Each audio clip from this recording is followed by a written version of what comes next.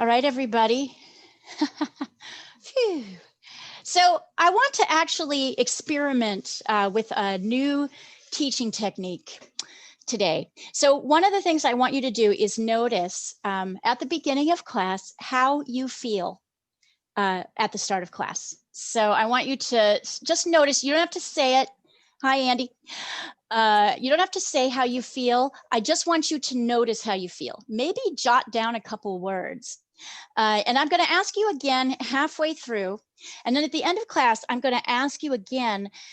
And I'm going to ask you a couple of questions about the lesson. So, so pay attention to those things. We're connecting like how doing art changes how we feel and also changes how we think. So are you ready to be guinea pigs for the greatest experiment ever? Excellent. Okay, so as usual, I'm gonna start by gridding this drawing and you guys, for those of you who are on the thread, Joe, are you on the WhatsApp thread for Sunday yet? Yes. Okay, excellent. So you have all seen the color version of this. Once again, Brianne, I'm expecting you to give us some fun, awesome, colorful thing. And Brianne, what I want you to do before you get started is text on the thread your lights, your mediums, and your darks that you're thinking of working with, okay? But we do need to start with a pencil drawing, and I'm gonna grid. I spent a lot of time looking for the right subject. So for those of you who are working in pastel, you're obviously going to use a light colored pastel. I am using a marker because I'm marking the source. For those of you you're going to use the same process to grid your watercolor paper or your pastel paper. If you're working with watercolor, you of course are going to do this in pencil, very lightly, so we can get rid of the grid later. And once again, I find the halfway point. You can see I've got my ruler down here. I'm going to find the halfway point of each picture, of each edge of the picture. So this is an 8.5 inch picture, which means the halfway point is 4.25. And then I'm going to find the halfway point of each half. So half of 4.25 is 2.2. And of course, as we know, these numbers might differ depending on what size paper you're using. What unit of measurement you're using. I'm actually using inches because I've got this old thing, but I don't actually recommend inches because they're a kind of a dumb way to measure things. But anyway, we're doing what we can. I can also see that I can't really see this, so I'm testing a couple of other color markers. Yeah, here's an orange. I think that'll be more visible. I have other colors if we want. And I'm going to do the same thing. Sorry, I'm going to do the same thing at the top here, close to the top. So once and again, I'm being careful to line up 4.25, 2.2, and 2.2. And then of course, the next step is, because I now know these are lined up in exactly the same place on each side, I can line this up and use it. You would be surprised, I was, at how hard this is for people at the beginning, the measuring part. It's kind of fascinating. It's like we've forgotten all how to use tools, you know, and this is like a basic tool. I know this will never be a problem for my buddy Melissa over here because she's a tool-aholic. She loves tools and likes figuring out how they're used. But like for a lot, me, not as much. It takes me more. I'm a little bit lazy tool-wise. And this is also a tool. By the way, this is 11, and this is 11, so 5.5 is the halfway point, and 2.75 is the quarter point, is the other half. 2.75. So it's interesting to see how this skill also needs to be relearned in a way. There's something about the way, and that's what's happening, by the way, when you're learning to draw and paint. You are learning a kind of, you're not just learning how to see things, you're learning how to make the tool do it. There's a separate, hi Marie. Hi. There's a separate thing that happens when you're like, there's a manual dexterity that needs to link with what you see. That's what makes it hard. And you'll see as we move to painting, which I'm super excited about, what that's like. Does everybody have the materials list? Do you all have what you need, or have the ability to get what you need? I know if you shop at Artists and Craftsmen and you tell them you're my student, you'll get a discount. And by this time in probably March, I'll be able to actually have the next set of materials available for you as a kit to purchase online. And you'll be able to get it at a discount. Artists and Craftsmen will give us 20% off if you buy the kit of materials that I give you through them, for example, but they take a long time to get it together and mail it, so we don't really have time to do that here. And let's see, I will start with, let's use a white and see if that's visible. There's not very much white in, no, that's not visible. There's not very much white in this photo. So I'm going to encourage us to add some in, even though there isn't any in. That's kind of what I liked about it. There are lighter areas, right? There are some lighter areas, but there's not really white. And I think most watercolors, and I think what we found last week particularly, is that when you're working with watercolor, it's very successful to add some white. Notice I'm just sketching out the basic lights, mediums, and darks here. I'm not getting too much into the detail. There are shadows here. It's a little bit darker here. We're going to play a little bit with soft edges, if you're, whatever you're working with, really. Notice also that it's really easy to get overwhelmed in the detail with things like waves and water. You feel like you have to draw everything that's happening, but notice that there's a very interesting distinction happening. Everything that's closest to us, which is at the bottom part of the page, has more detail. As things go away from us, and it happens about here, right? Things get much calmer and lighter, and there's not really that much going on. That's because this stuff is farther away from us. So I've actually divided it, and I'm going to make that division really clear so you can see it. There is a line. This is foreground, this is background. And when you're thinking about it, we're going to paint these things differently. We're going to paint this water differently. And we're not going to paint every, here I'm looking, I'm trying to sketch out the major areas that are closest to us. We're not going to paint every ripple, but we are going to focus on some of the bigger shapes that are closest to us. So I may or I may not, we may or we may not get these in. I'm not going to outline them yet because I want you, although I might out them a little bit. I'm not even sure. I'm outlining the basic dark, light, and medium patterns, which is what we're going to focus with. And then we'll talk about building up color later. I am also going to totally avoid any people. So I'm just sketching out. If you want to add people, you're welcome.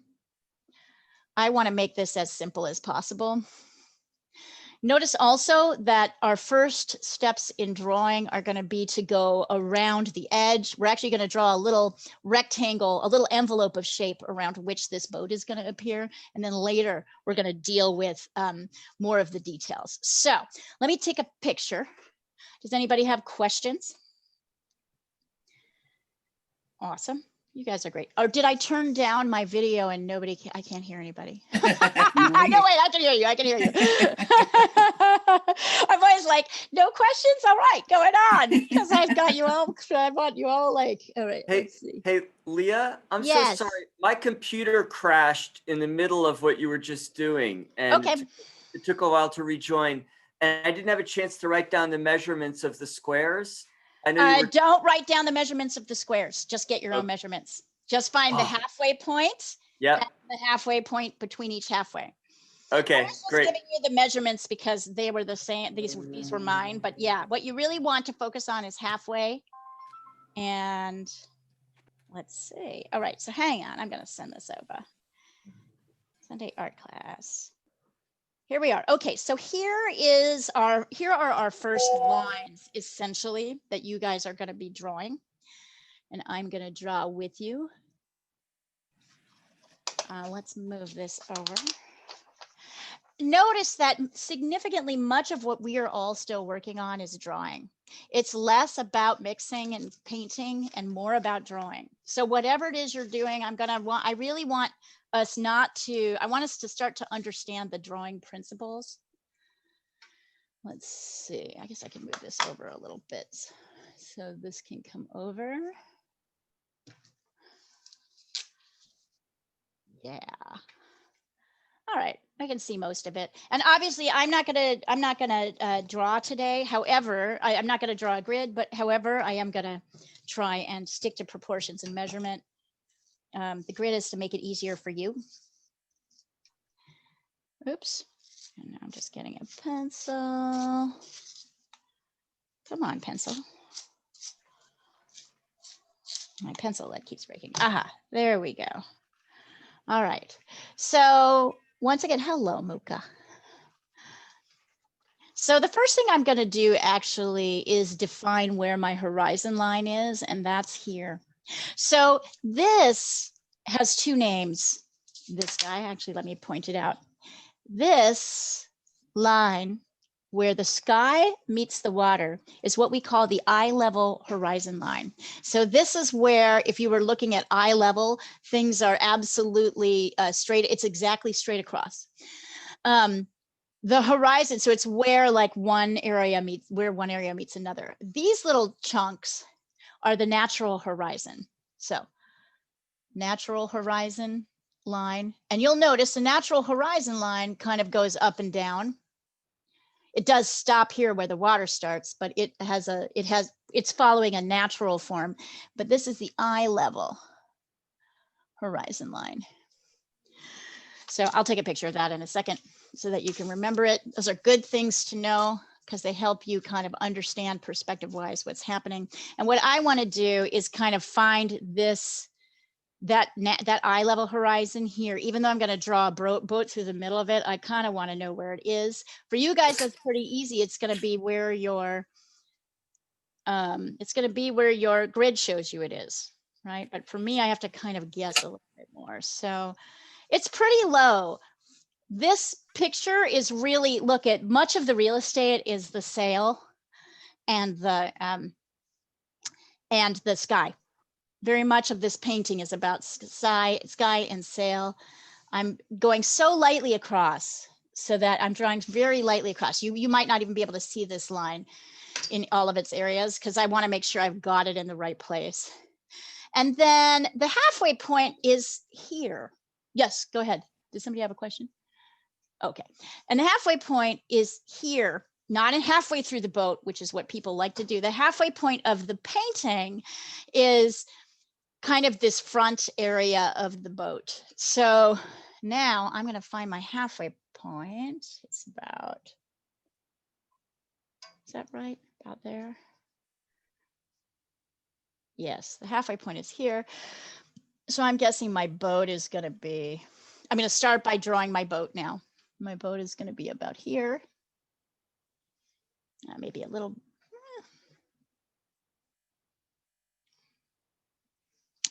And my boat is going to end kind of closer to here.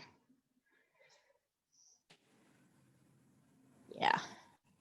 I might end up making my boat. So you might feel like this boat feels smaller. So notice I'm marking the beginning and the end of my boat. Yes. So that as I start to sketch it.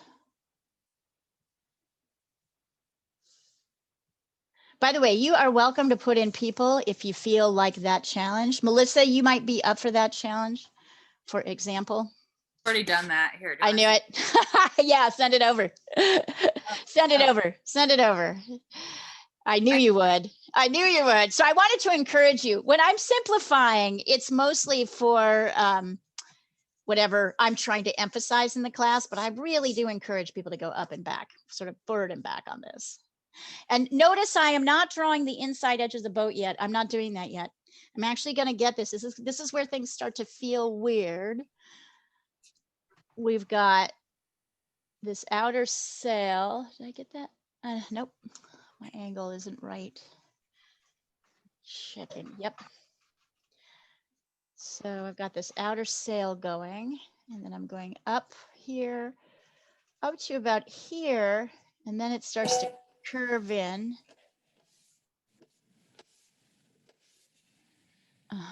About there.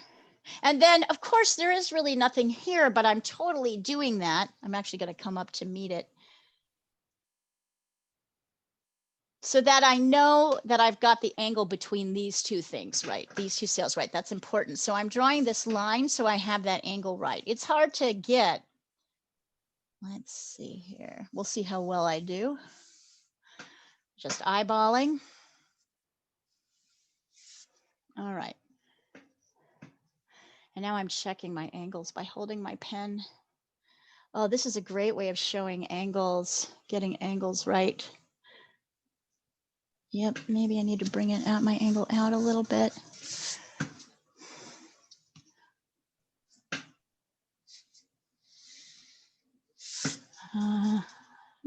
Maybe it needs to come down. Yep, needs to come down a little bit more.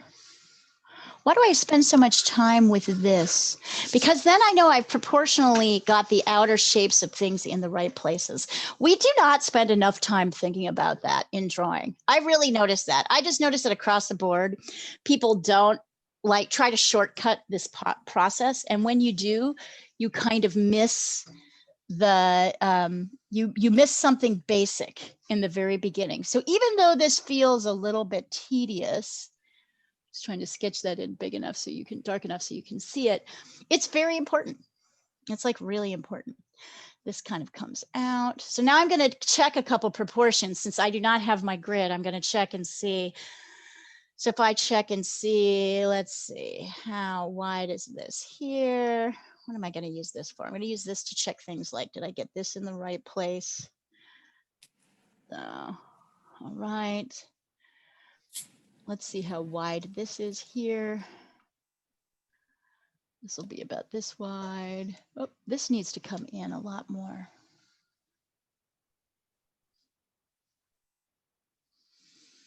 So one of the things I noticed is that my angle was off here on this outer edge. So now I'm correcting it. I'm gonna check. So this should be, so this area should be as wide as about the bottom of the boat. And it shouldn't be any wider. There we go, that's better.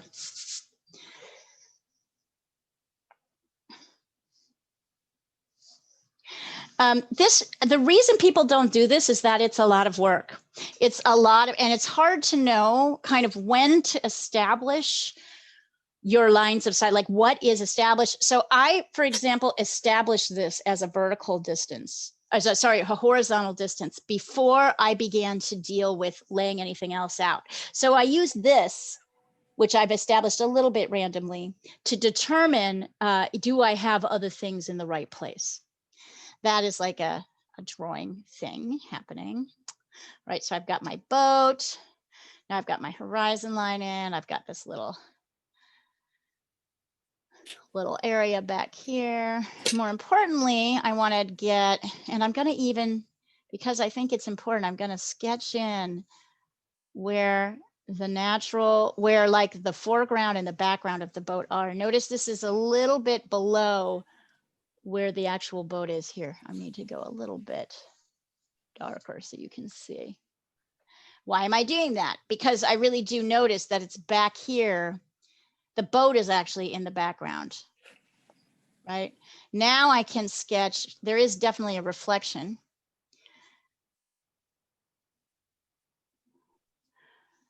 And I can get the kind of outer edge of it.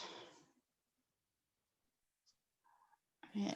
And then there's a couple of dark areas I want to make sure oh yes, and then inside is this kind of light area. Now I'm doing this, right? Doing that. Yeah, maybe I need to bring that in just a little bit more. So you see, I'm constantly, if I'm eyeballing it, as people like to say, I hate the word eyeballing, by the way, just so that you know, absolutely hate it. to me, it's bullshit. It's like being lazy, but I try to use it to say, if you're really actually properly eyeballing, this is what's happening. You're looking. What's wrong with that word? I don't get it. What's wrong with the word? The way it's used by my students is to say, I'm not going to check my measurements. I'm going to guess where things are. Got it? So it's very, I'm like, no, you do not do that. Like eyeballing. So that's how it's used. Real eyeballing is actually using measurements. But for my students, it's very, not these guys in particular, but for the students who use it, they use it in this way that's like super unhelpful to them. Usually if they eyeball, they're wrong. They think they're going to be able to fix it later, I think, and then usually they can't. So that is. Well, as you're like, oh, you love tools, but like the one thing I hate doing is measuring when I'm painting, because it's like the rest of my life you have to measure. Yeah, I'm measuring architecture all the time. So I'm sorry. I did a bunch of studies before I even started class to figure out what my proportions were, and I did. Right. I did do a grid. Right. So that means you're not eyeballing. So you're not, right? I gridded my original drawing. Oh, yeah. Original picture, but then I just draw it like you do. You know exactly. What I mean? Exactly. And that, Melissa, is the very opposite of any one of the supposed eyeballers I'm talking about. Yeah, because you're like, you've just spent a lot of time like making sure you get your measurements right, so that when you get to class, you can kind of focus on what I know you want to focus on, which is color mixing. Right? Exactly. Yep. So interesting, right, guys? Yeah, Does anybody else? It's interesting to hear the terminology and like what you hear. That's why I asked, like, what does this mean to you? Yeah, it really is a kind of laziness that happens, and I'll fix it later, and then people are like, but my thing doesn't look right, and I'm like, that's because you were eyeballing. So, all right, let me get some more lines in here so you guys can see the inner structure. I wonder if I'm going to get my silver marker. Give me a second here.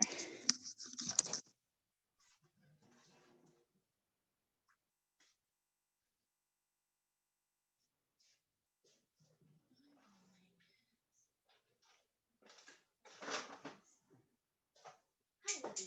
I love you. Come on. Hi, Libby. I know you want to go out, but I can't let you out. I'm sorry. I cannot let you out. Not now.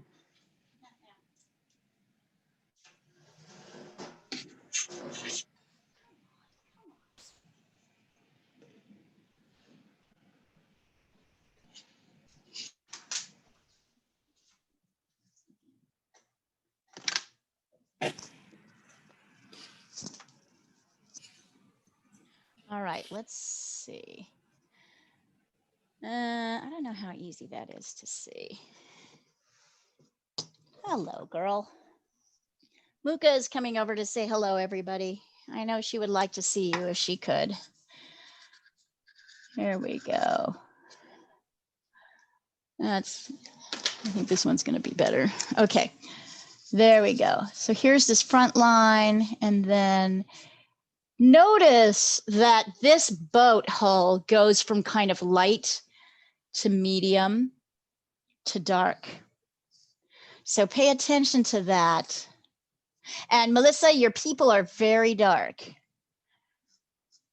So I'm going to sort of sketch over them, but when you're doing them, don't forget, you've got these nice, dark, simple, actually, these should be pretty simple to do if one wanted to. I just want to do like, not even, I just want to make it like one mass, I think. Yeah, exactly. But get those shapes right. Excellent. Right. And maybe I'll leave where that, do you see where the life preserver is? Yep. Looks like I could leave a little light right there. Maybe. Exactly. Wonderful. I'll actually even mark that out so you can see it. And I'll take a picture of this, you guys, so you can see this better. So here we are with the inner shapes now. I am not going to draw in, wait, do I want to draw in with a marker, with a pencil, these lines? I'm going to do it later, I think, but I think that those are really important. Yeah, no, I know the lines are important. I'm trying to decide whether they just go in paint or whether they get a pencil line underneath. So, and I think we're going to try doing a pencil line underneath with these. The reason being that some of them might just stay pencil lines. Oh.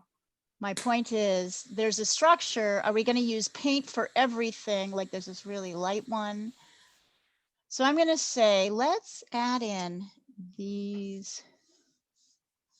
And this is where I don't know as much about how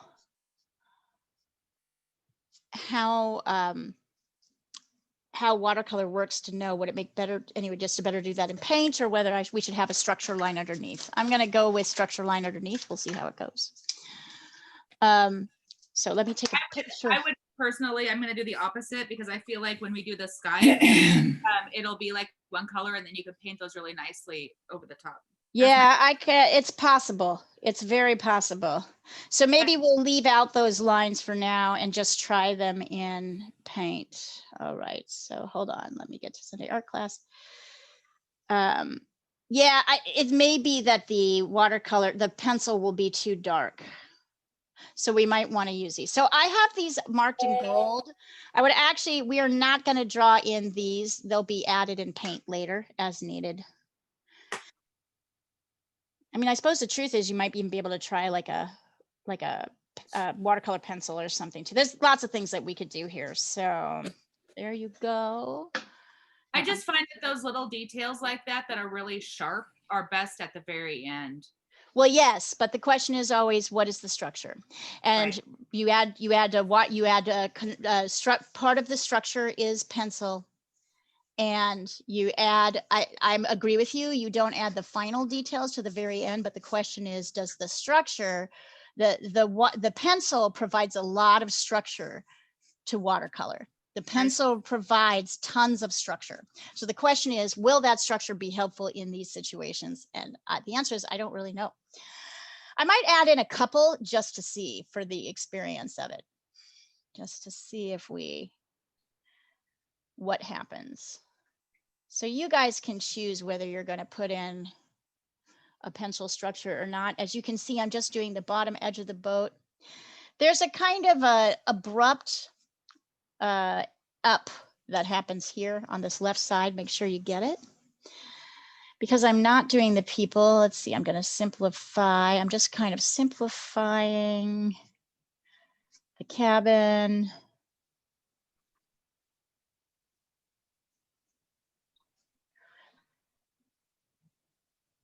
I'm going to put in this is really all I'm going to do. Maybe even less. This is really all I'm going to do right now for the cabin. Leah, what's your plan for white? White is no color. Oh, you mean where am I planning to put it? Yeah. In the sky. Are you going to put parts of the sky? The whole of the boat in that light spot? Nope. Maybe it depends on what the color is. Maybe just this light area, but I have a feeling with the nature of this particular source that you're going to need a little bit of color here. So maybe right here, there will be no light, and here there will be no painting, but I'm assuming maybe I might even keep part of this back area with no color. I'm going to see what happens as I go through. This is the challenge of this, and I picked this on purpose, is that there's no white in this. There's no proper white in this. So now we are talking about how do you leave white when you don't have like that, when you don't have that color. So anyway, that is my plan. My plan is to leave a little bit of white spot here, maybe a little edge here, maybe leave this area white, but it's more that I'm going to be making decisions later on like how much to leave white, which I think is a kind of important thing to do, because I think that's not intuitive. Oh, I forgot to draw in this part of the sail. I find that if I'm going to leave any white, I have to decide before I start painting it all. Well, yeah, there is, but there's no white to leave. Right. Here. Right. So that's what I was wondering. Right. So yeah. So really, the white decisions are probably going to be part of the sky and this back part of the water. maybe we'll get no white. That'll be the last thing that we will paint.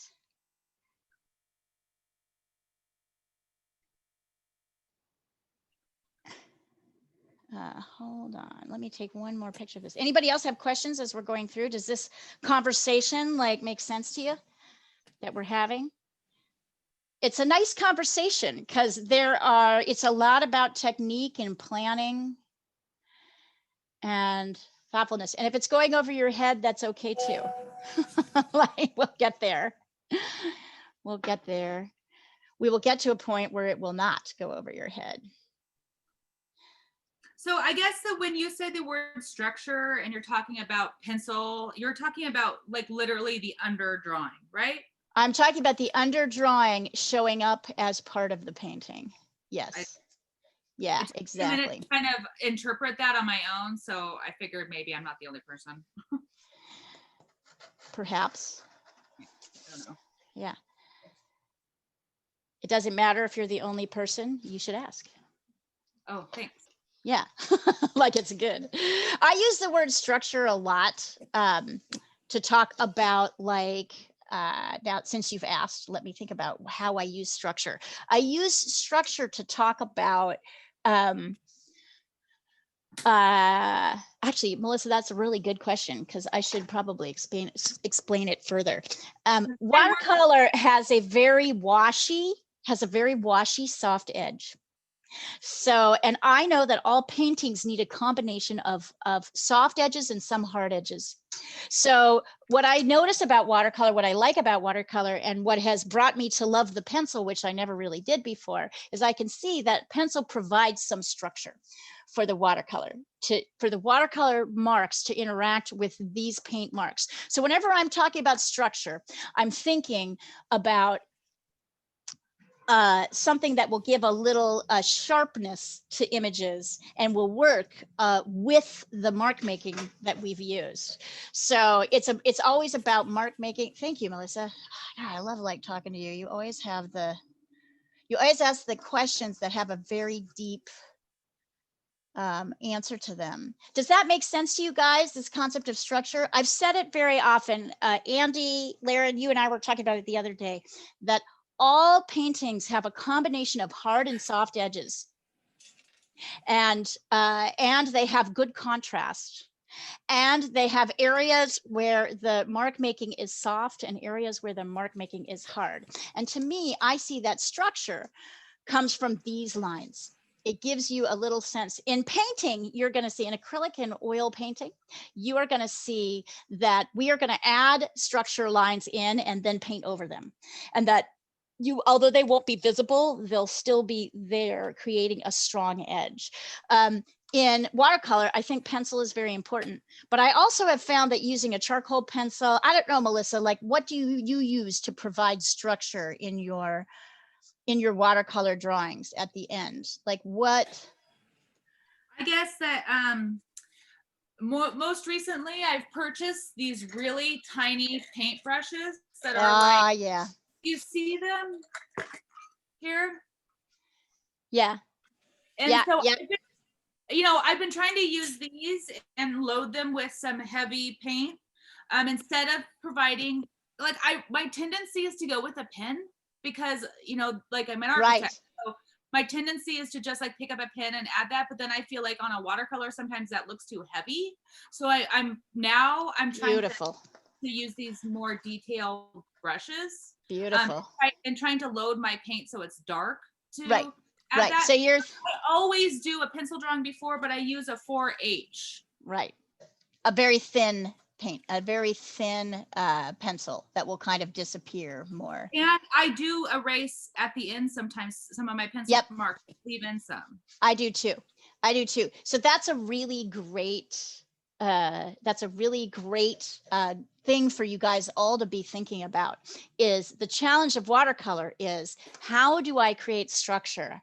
How do I create the strong edges that need to be here with a medium that doesn't really support that very much, right? Like with a medium that's not very structured.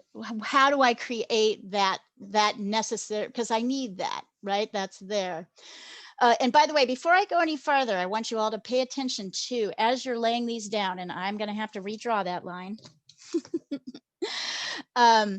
Pay attention to this. Wait, I'm going to point here.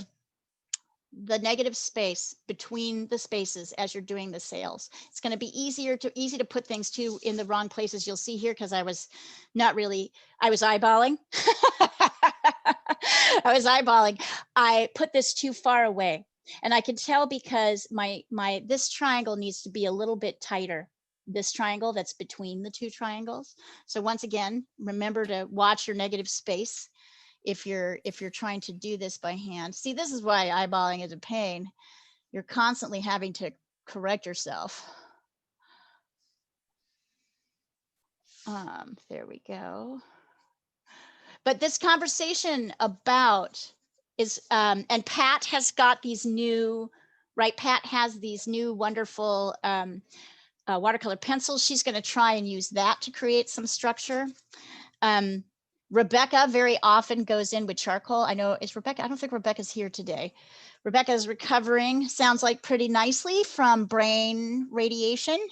So I noticed that she was on Facebook the day after, commenting on things and liking things. So that's a good sign. But Rebecca will often use charcoal, and actually not only charcoal, but charcoal that she creates herself from her farm burn pile, which I think is really cool. Yeah, they are amazing. Well, she's I mean, a surprise every day. Well, she's amazing. Yeah, she does a lot of great work. I mean, they have a big burn pile, so she just goes out and grabs the wood, a piece of wood that looks charcoal shaped, and uses it. And guess what? That's what charcoal is. So, like, it's just somebody else has done it for us. You'll see there's a couple of, I really love this discussion. Okay, I think that's better. Hi, lady. I know. I know.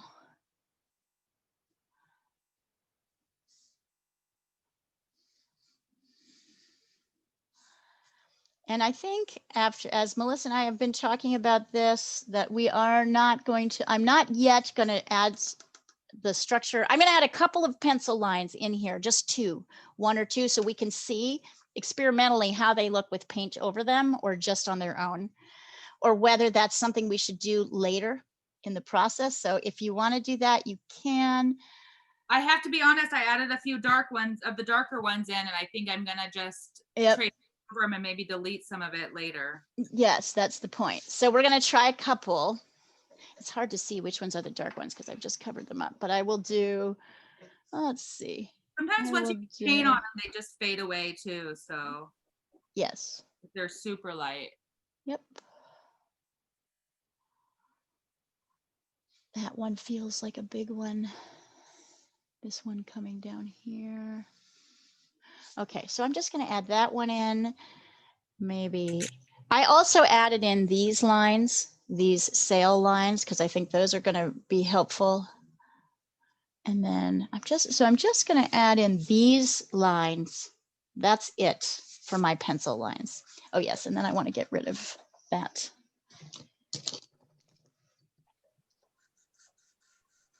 So this is the challenge of boats. They have a lot of, they're small in shape, but they have a lot of plane changes and a lot of structure decisions that we have to make because it's a man-made thing. I like to think that a lot of times it's the man-madeness of it that requires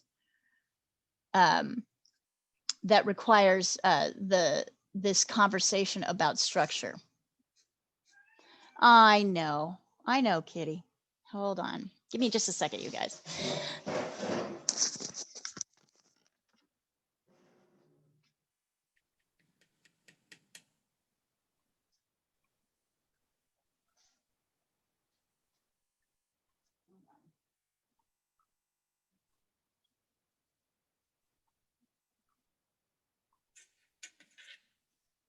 All right, you want to go out?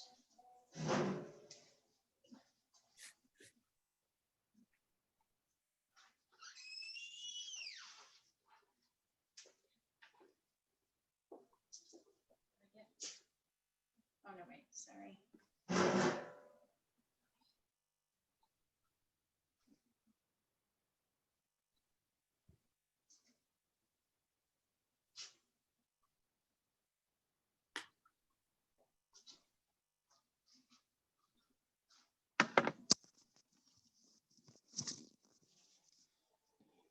Okay, sorry, I try to get most of my drawing in there. It's hard with the thingy in front to get far enough away.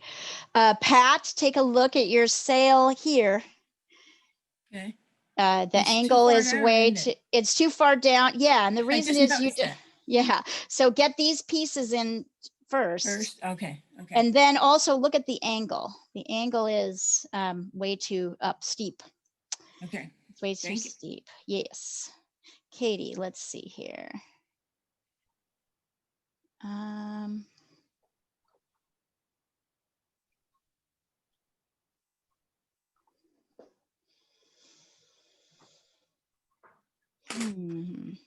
Something seems off about this, Katie, and I think it might be the size of your boat, but let me check. I'm going to check. 1, 2. I could be wrong. Nope, that's okay. What is off?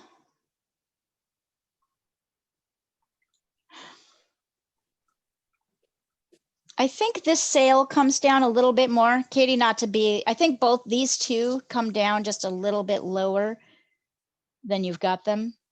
Okay. Yeah, bring this down just a little bit. Let's see. Nice, Melissa. Let's see. Uh-huh. Yep. Yep.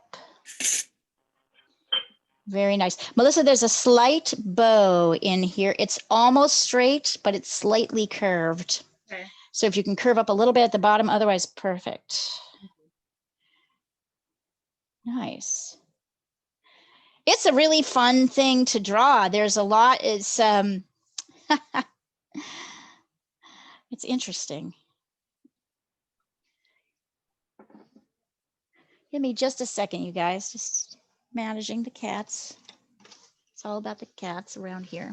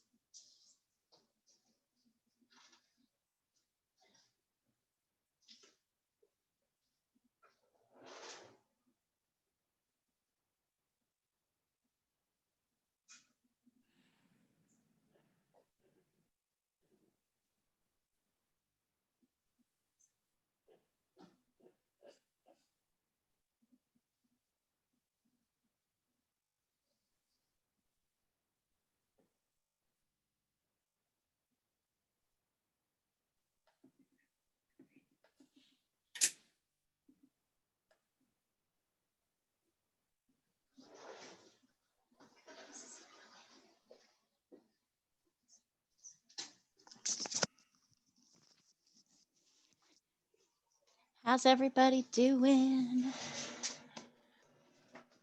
We're taking a minute, yes, before we go into other things. You guys tell me when you're ready to start practicing color mixing.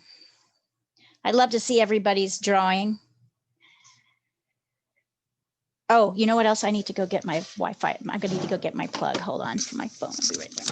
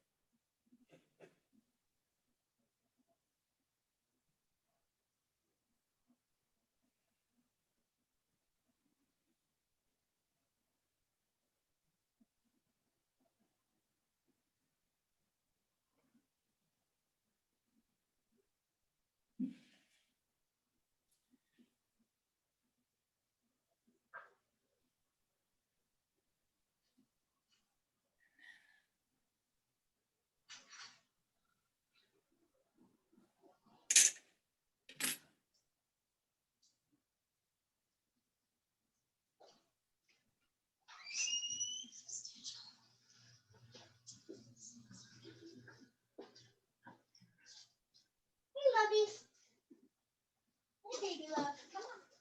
Come on.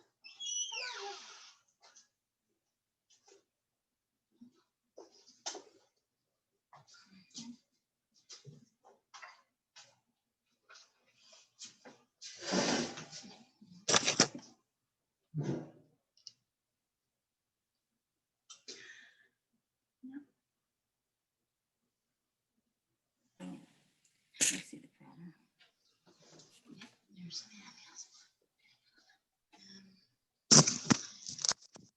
Hi, Katie. I'm looking at yours. Better. It feels like now there's a kind of relationship, right, between the three shapes, right? Like they're all interacting with gravity in some way. So we want to make sure they're all, I think so Katie, do you mind if I'm just like totally being anal? Because this is generally a really good drawing. Go ahead. I want you to correct this line. Yours kind of poofs out a little bit, and really it's kind of more a straight shot in. Okay.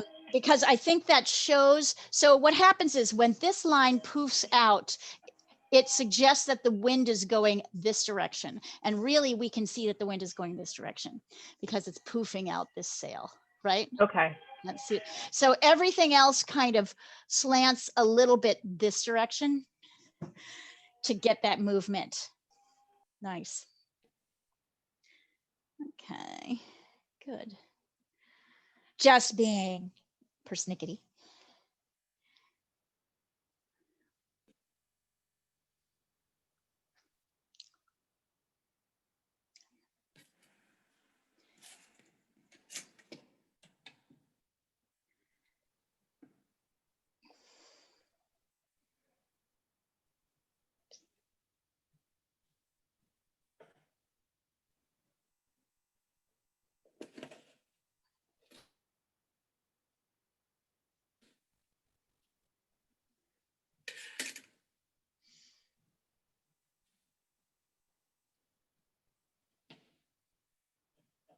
How's everybody else doing with this sketch? This is a great way of working into cars and cityscapes because there'll be even more structure, as we call it, coming up.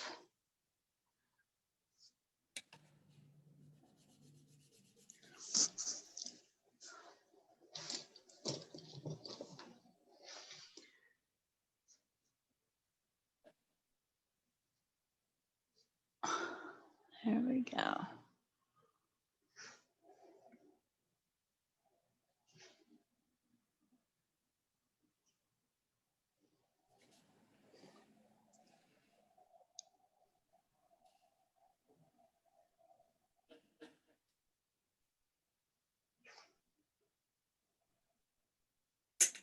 All right.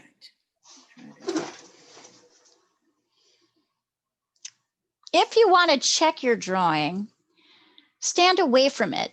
So maybe set up your computer or something so you can see both the image, this image and that image. See how I have these next to each other? I can kind of check them against each other.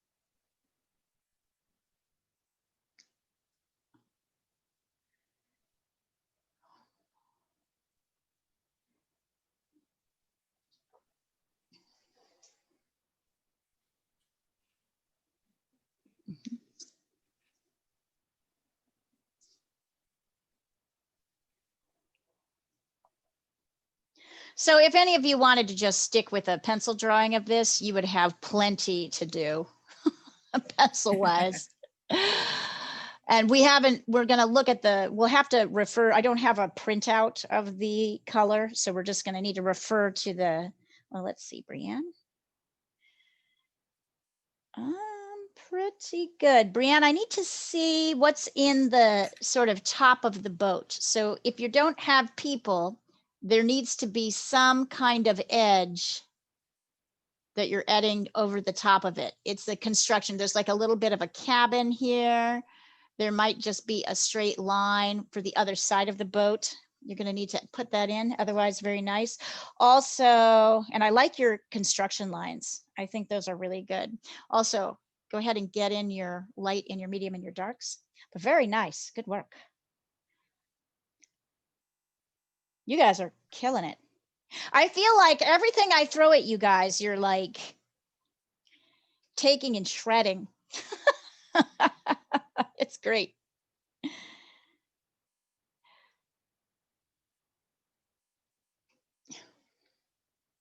I can't see what's in there. Okay. Yeah, you're going to have to kind of simplify. So let me see your plans to simplify. We'll see how well that went. I've drawn this line. Let's see if I can do it with a pastel so you can see it even better. I don't know if this is easier to see. Oh yeah, there you go. So there's a, That's easier to see. So look at the line that I've drawn. That white line is a way to add in a shape without really getting in too much of the people.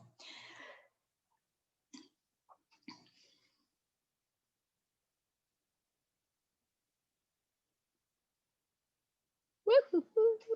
All right, and let's look at the colors here. That's what's really interesting. all right. I'm going to go back and bring down this image.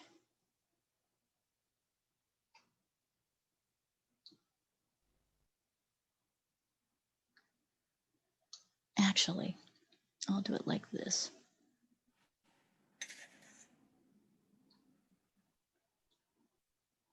Actually, I'll do it like this.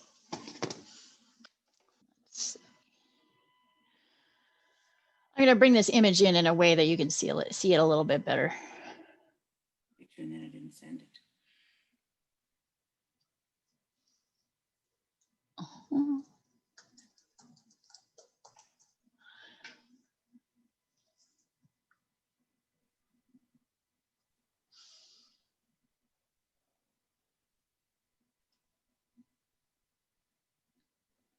So there's not all this Pinterest stuff. Let's see, desktop, class info. Where are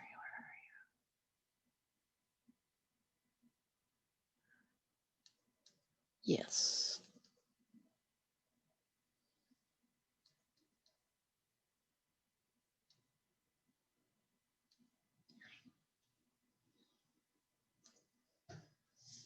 There we go. All right, hang on. Now we'll be able to see this.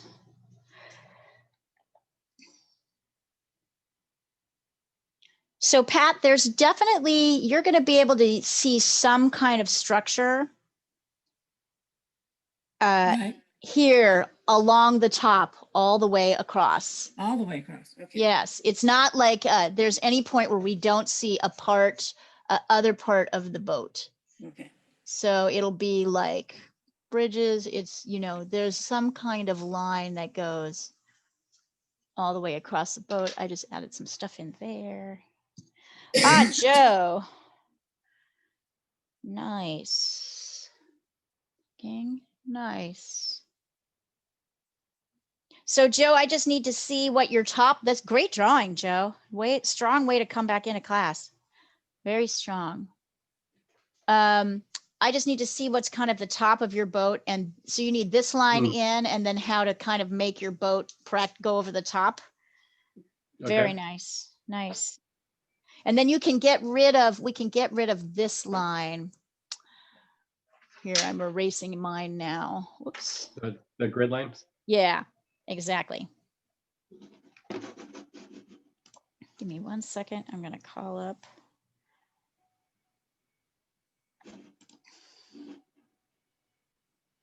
Great work, you guys. Awesome.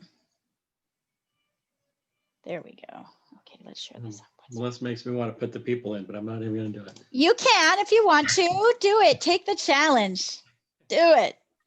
Do it, man. Hang on, you guys are going to like this because I've got the color image much more easy, sort of isolated, and so we can see it better. Here No, we you go. can do it on a different page first to test it. Just make them blocky. Yeah, Yeah. you can mark them in. I just love the colors in this. So there's the colors. Oh, so I don't cool. need a whole crew. Maybe just 2 of them, 3 of them. Right? Yeah. Just make them smaller than you think. Uh-huh. Okay. Because then Okay. you can make them bigger with the watercolor. Jessica, not bad at all, except I want you to pay it. Look at where I'm pointing here on the screen. I want you to pay attention. This is not a straight across line, and neither is this. They're both slightly turned. They're both slightly curved. So curve. And that's partly because the top of a boat is curved, but this bottom here is because we're dealing with a perspective issue. So even though if we were standing right up next to the boat, this would look like a flat line, because we're standing away from it, a little bit of this boat is curving up. This flat surface is curving up and moving away. That shows actually that we're looking at both the sides of the boat. Nice drawing. Good job. So that means Jessica, I'm just making sure Jessica is in. So Jessica, you're in here. Yep, you're in here. What? No, are you in here? Okay. I'm going to add you. There we go. Okay, Jessica, you're now in here. So I can get you into the thread with everybody else. Let's see. And I'm going to forward this.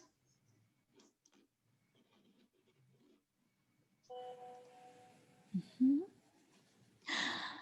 How did you? Yes. You're welcome, darling. So now you're in this forever. Even if you don't come to class, it's still going to come to you. Every week you're going to see what people are working on, but I think that's nice. Mhm.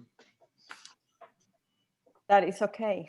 Yeah. Sorry to miss the, the camaraderie. last week.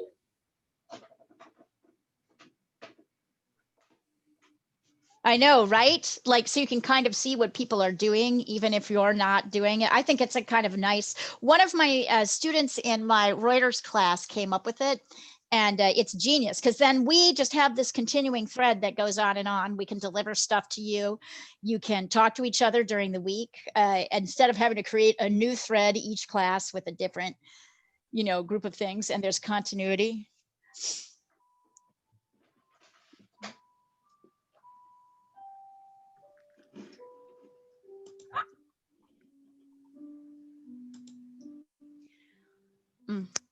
Nice work, you guys.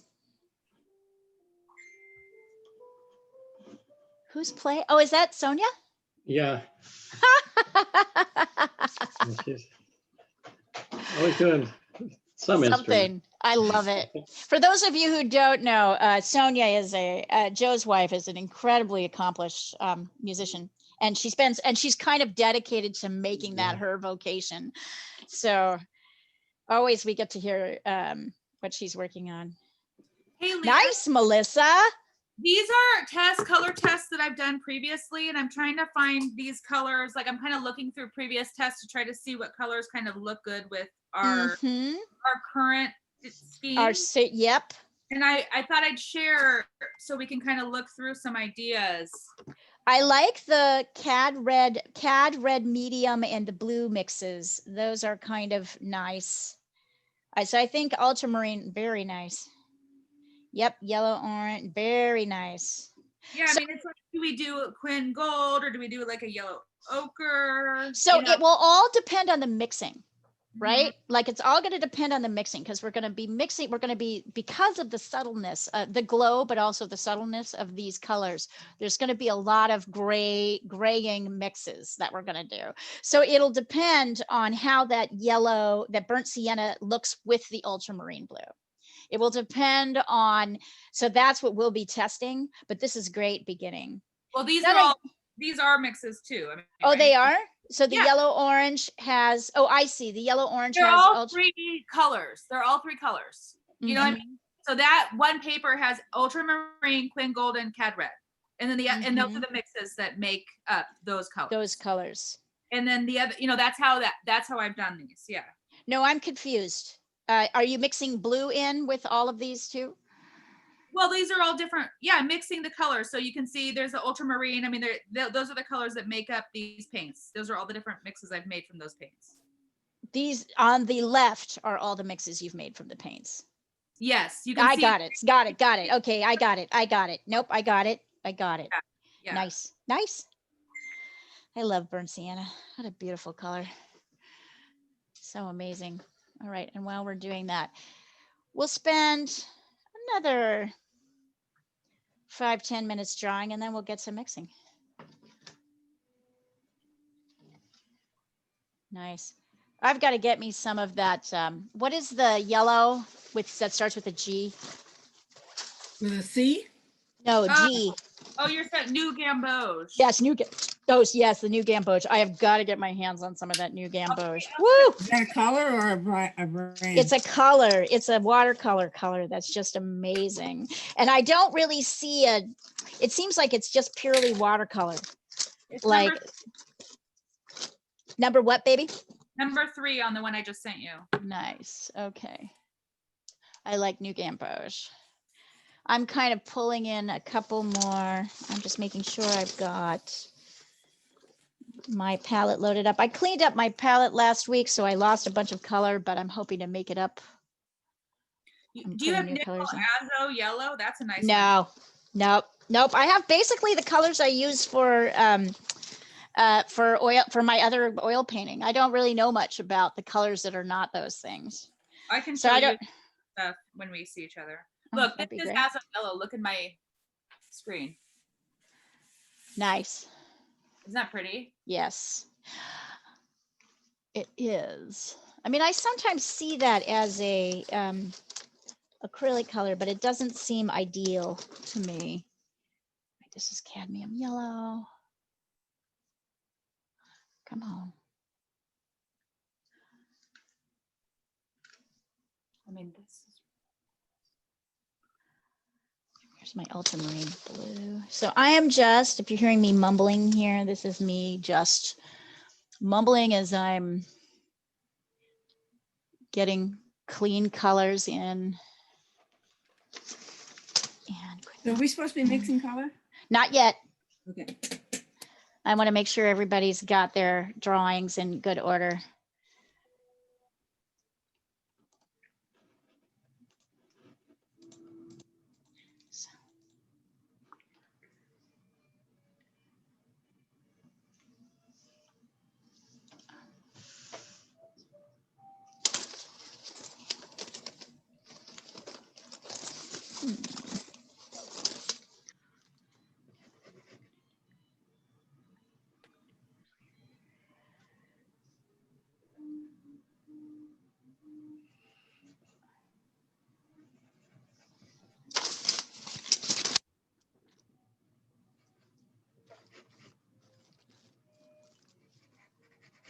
Where is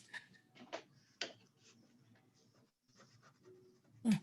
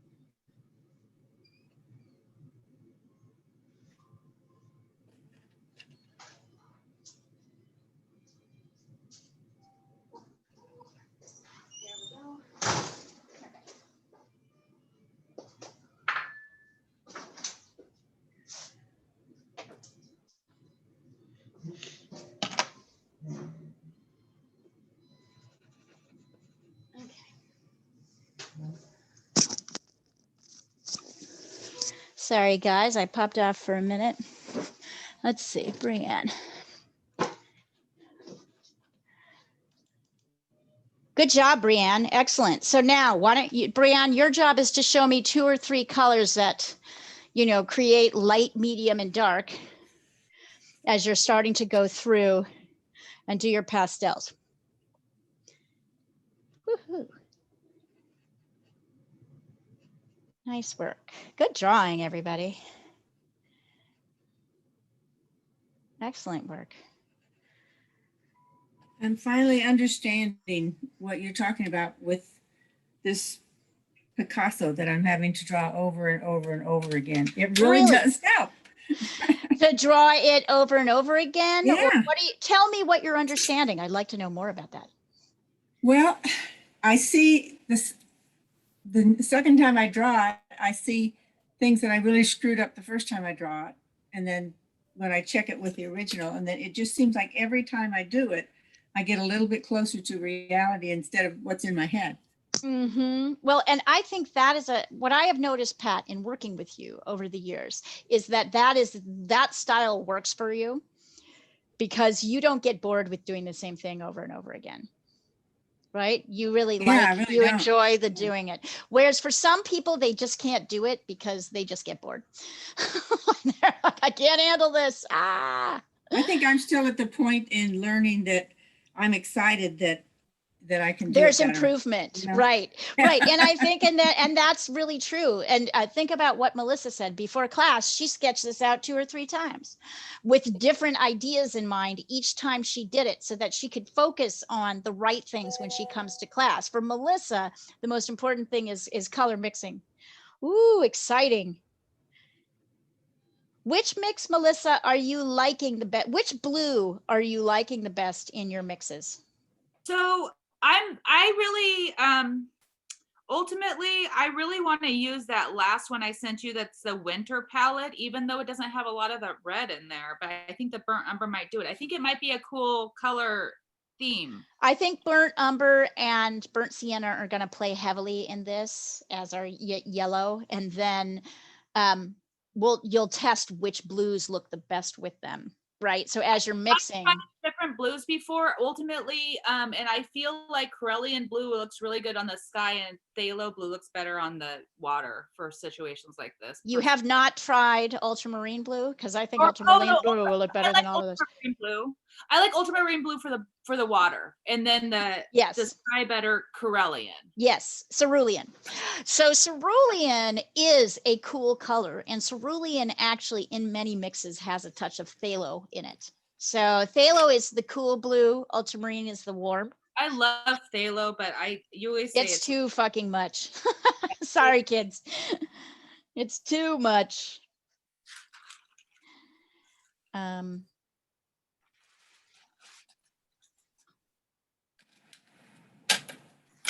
By the way, for those of you who missed Marie's pastel wave lesson, or for those of you who want to try it again, Marie is going to be teaching that on Wednesday night this week and on 2 times on Friday afternoon and Friday morning.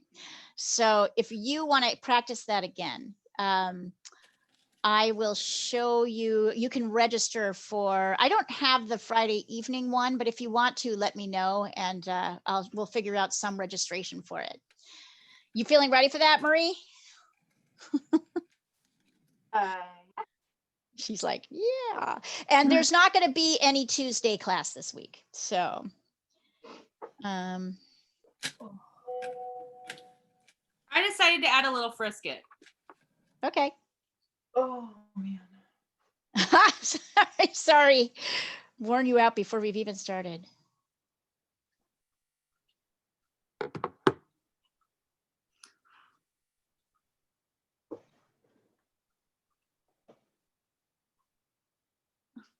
You're such a troublemaker. Are you talking to Olive? Yeah. She's over here trying to eat my stuff. Look at my cute kitten, you guys. Look, she's got tape in her mouth. It's really cute. You're so cute. Very nice. All right. is everybody ready to take a break from your drawing to start practicing? So we can start practicing painting and paint Yes. mixing. All right. Yeah. So get yourself a piece of paper, a piece of your watercolor paper that you're not, or whatever it is that you're not, if you're going to be doing this, that where you have room on the side. See here how I've got a border that's not part of my painting, because we're going to be doing a lot of testing, which is very important in mixing across the board.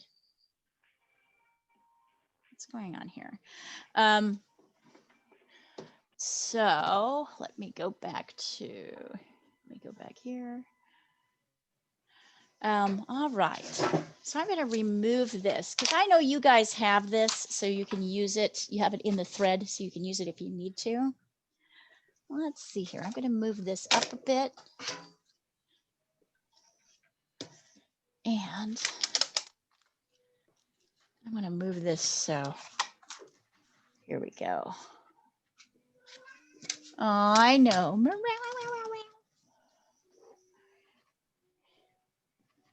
All right, and now I'm just, hang on, I'm just calling up the thing so I can see it. So go ahead. You'd see I just sent over the image only on the WhatsApp thread.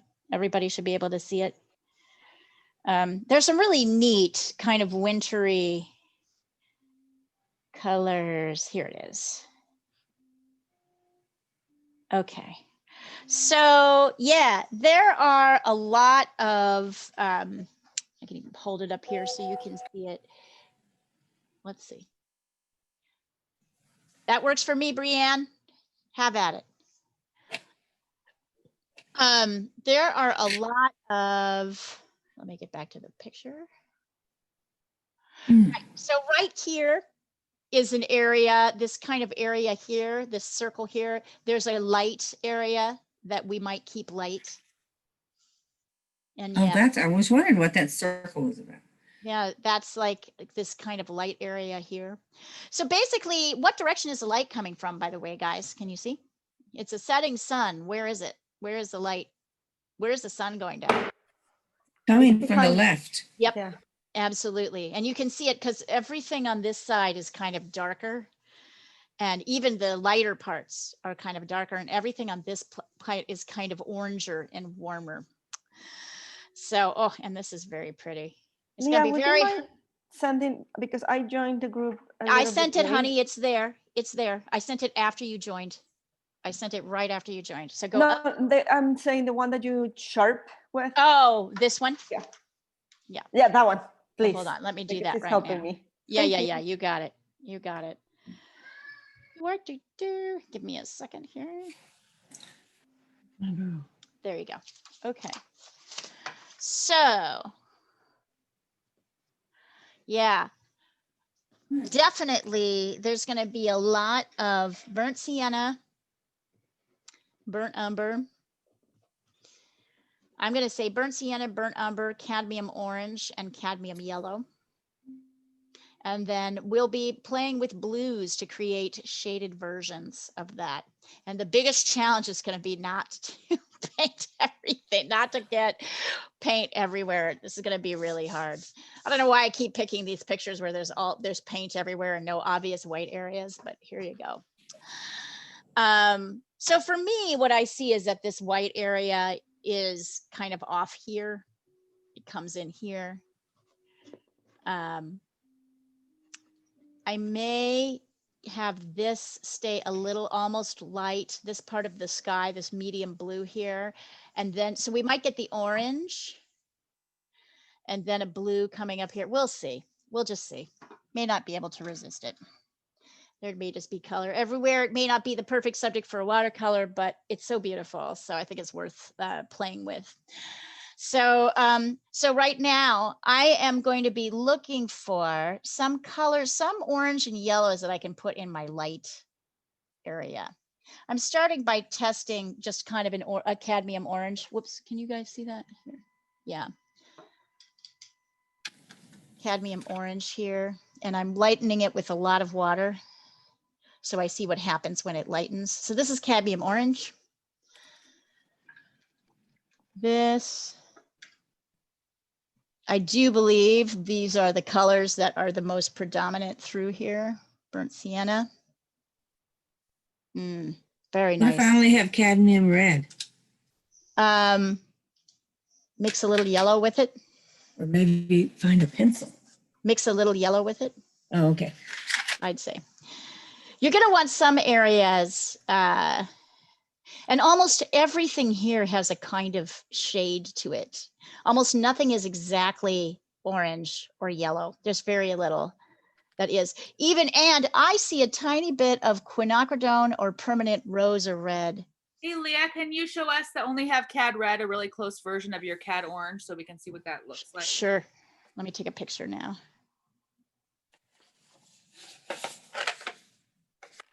There we go.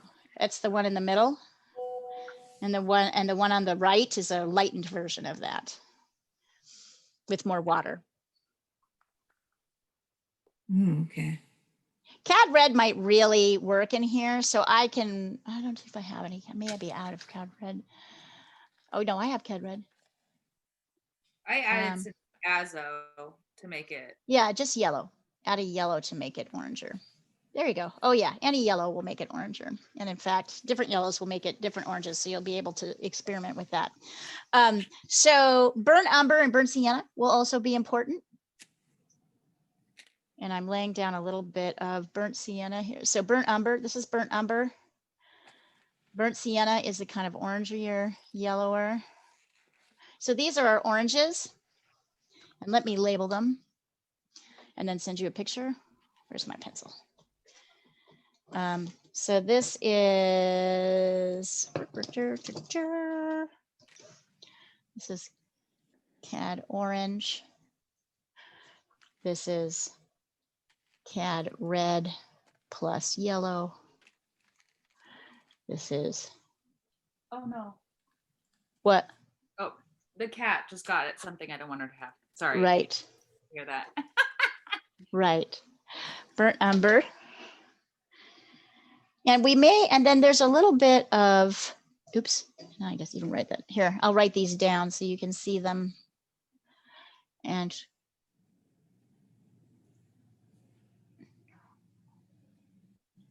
red or rose.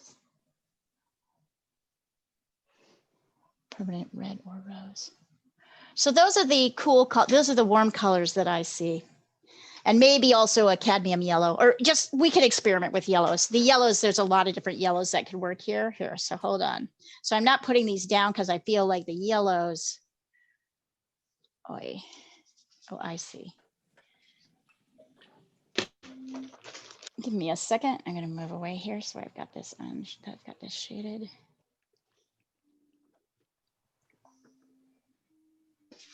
One second, you guys.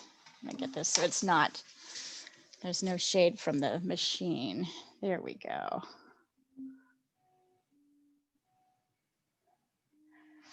Here are colors. Oh.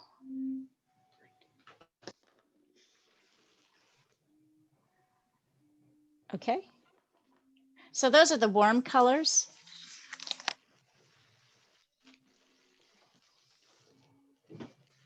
Over here. I just realized why this has to go over here.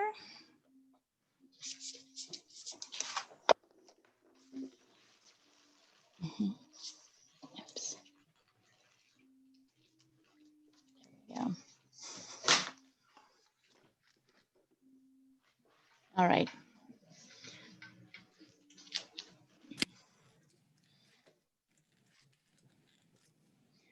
Okay, so hang on. I'm calling up the picture so I can see it again.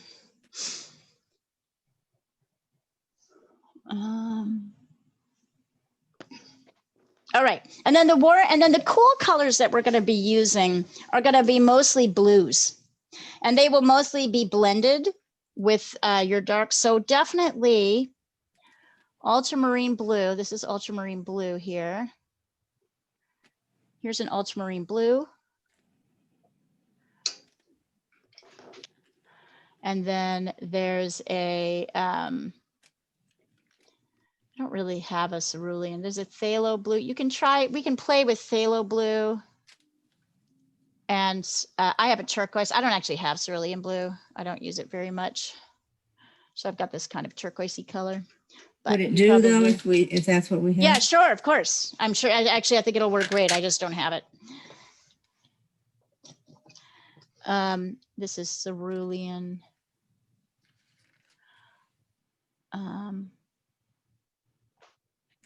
Phthalo blue, ultramarine blue. I'm going to take a picture of this. So much of this piece is in shadow. Much of this painting, here I'm sending this over, so you've got it and you can see the differences between them.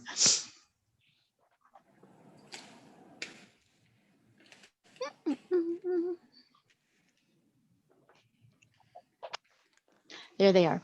So a lot of this is in shadow. And I think what we're going to do is we're going to start by mixing some shadow colors, some kind of significant shadow colors before we get into the lights.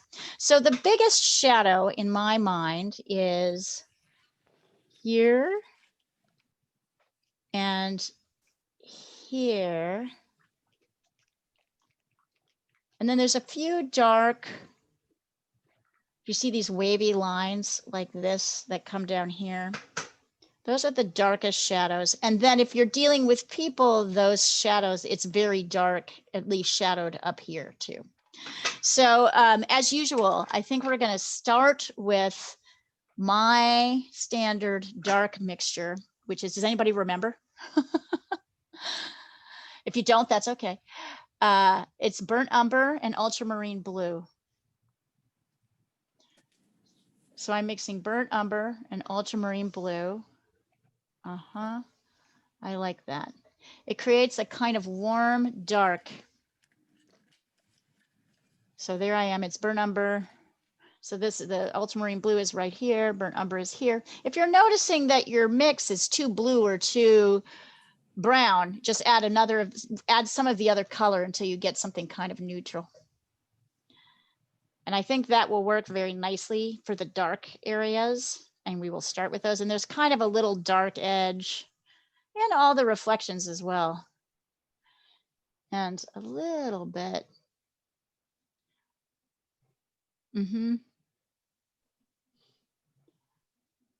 So go ahead and practice that mixing for a second. I'm going to show you how to apply it as well. So you can show me your mix before you get into the painting of it, but I'm going to suggest that we just start, as always, with the darkest areas. And the thing about watercolors is you're constantly going to have to be mixing more, right? You can't mix very much and then testing it to make sure you've got it right. So what's really happening is this. It's this part of the boat. And then down here along the bottom edge. Now notice I'm still using my 1/4 inch brush for this because I can use the base to make a pretty good line. Let's see. Katie, make that a little bluer. Add a little bit more blue. It's a little too on the brown. You're close, but it's a little too on the brown side. It's also true that I'll probably have to go over this with another color.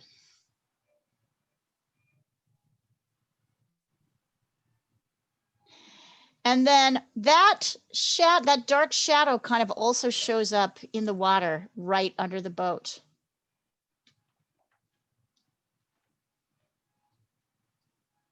Can you see it? It's like right here. In fact, there's a little lost edge. Anybody remember what lost edge means? The term lost edge? It's a lost edge.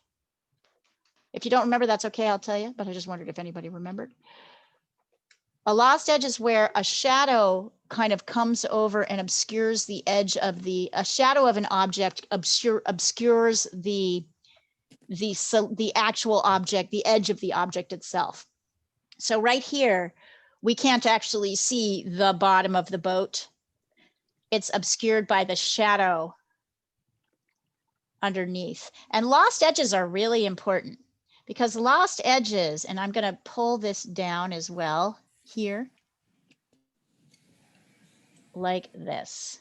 And I think that may be the only place I'm going to put it. I might put it in a couple of other areas here.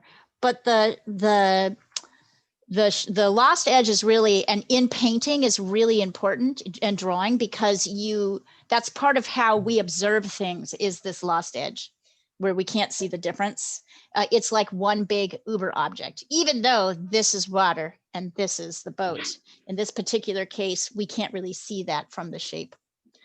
I might also bring in just a touch of slightly watered down version like this to about here.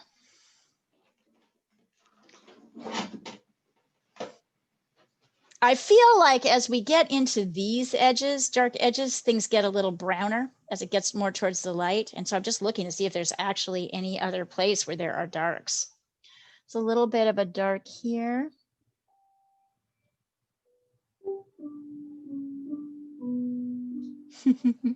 The posts that hold up the, well, just one. Yeah, this one, right? That's just what Right. I was looking at. Good eye, Pat. Brilliant. Yes. Although it's a slightly more brown than it is blue. So you can add a little bit more brown in. So are you going to check our colors before we put our pen to paper or not? If you want me to. Okay. No, If I'm you're good. feeling pretty confident, then I'd say, nope. Oh wait, no, that goes all the way up to here. I've got a weird set of watercolors that doesn't tell you what the color is. Oh, really? Well, Joe, you're going to have to, you can send stuff over to me if you want me to take a look at it. I'll have to eyeball it. Yeah. Yes, indeed. Good one. Ah, Good to have you back, Joe. yeah. Somebody had to I know that we're going to get Joe in the winter because he can't bike as much, so it's better. He might I've as been- well be inside painting, right? Or will you bike all year round, I guess. Well, if I have somewhere to go, and if I don't have anywhere to go, I just sit on the freaking couch all week. Oh, yeah. I'm gonna hurt myself. Walk out the door one day and hurt myself because I sit around all the time.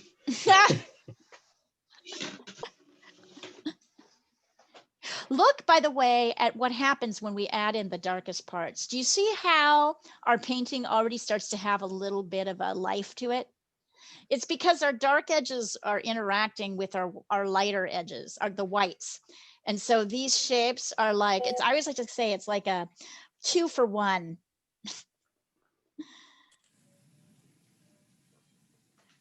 Excellent, Andy. Excellent. Gorgeous. So Andy, are you drawing? You're not painting, right? If you're Andy, I am painting. you are painting. I got the watercolors. Oh, how exciting. I'm just behind everybody. So yeah, but so I just want you to, I was going to say, I would totally, if you didn't want, watercolor is really tough. So I just want to tell you as somebody who's done it, don't feel like this has to be perfect. Get that you're going to look, that it's going to be tricky and it's okay. I'm curious to see what happens, but hold your expectations and check about it. That's awesome. I'm very excited, but I'm just okay. Pat, that looks pretty good. That one, Pat. Mm-hmm. Pat Kane, it says. Pat Kane, it says. Okay. Oh, the color. Okay. Yeah. That was ages ago. Hey, Leah. Yeah. I'm sorry because I'm a little bit behind. Yeah. So, and I didn't do this last week. I just watched you guys do this part. Yeah. I have a couple stupid questions. Lay it on me. Okay. So I've got my palette. Mm-hmm. Do I put the tube paint in the little squares and I put the water in the big square and then mix it in? How do I mix? So you have a dry palette? I have the ceramic palette that you told us to get, and then I have the tubes of watercolor paint. Right. So you're going to put the tubes in you're going to put a different color in each of the little pods like this, one of these, and then you're going to leave the big pods free for mixing. Gotcha. Thank right? you. Yes, absolutely. Great So question. they're just individual colors. I'm not mixing in the Nope, in the nope, pot. nope. You're mixing is you want to keep these as pure as possible. And then what will happen, Andy, is they're going to dry and then you just wet them when you want to reuse them. So you kind of keep your colors organized in the same place all the time so that you can just keep refill, you know. So as this dries, you'll still be able to use it. You'll just have to wet it to reuse it. I think that's why a lot of people do these. The other thing I'm looking at right now, and I think will be helpful for us, are these sails, because they've got a kind of, they're all kind of shaded, but they have like these kind of mid-tone oranges and then blues. So I think these sails are the things we're going to work on next because they are neutral. They're not like just orange. They've got a little bit of gray in them, and the challenge will be to mix that. So can you all see that like in every sail, there's a part that's kind of grayish and a part that's kind of orangish? Can you guys see that? Oh, yeah. So Yeah. each of so that orange is a little bit gray, and then that gray is gray. So we're going to be playing with that kind of mixing. So let's see, I'm going to go over here so that we can see. Since you all have cadmium red and yellow, I'm just going to mix some cadmium red and yellow together to make an orange. This is cadmium red and orange. And then what I see immediately is if I lay this down, or like up here, it looks very mustardy here. Wait, I must have not like cleaned my brush off enough. I did not clean my brush off in between. Make sure you clean your brush off after doing that shadow color. So let me try that again. Cadmium red, there we go, and yellow to get an orange. Get a pretty orange.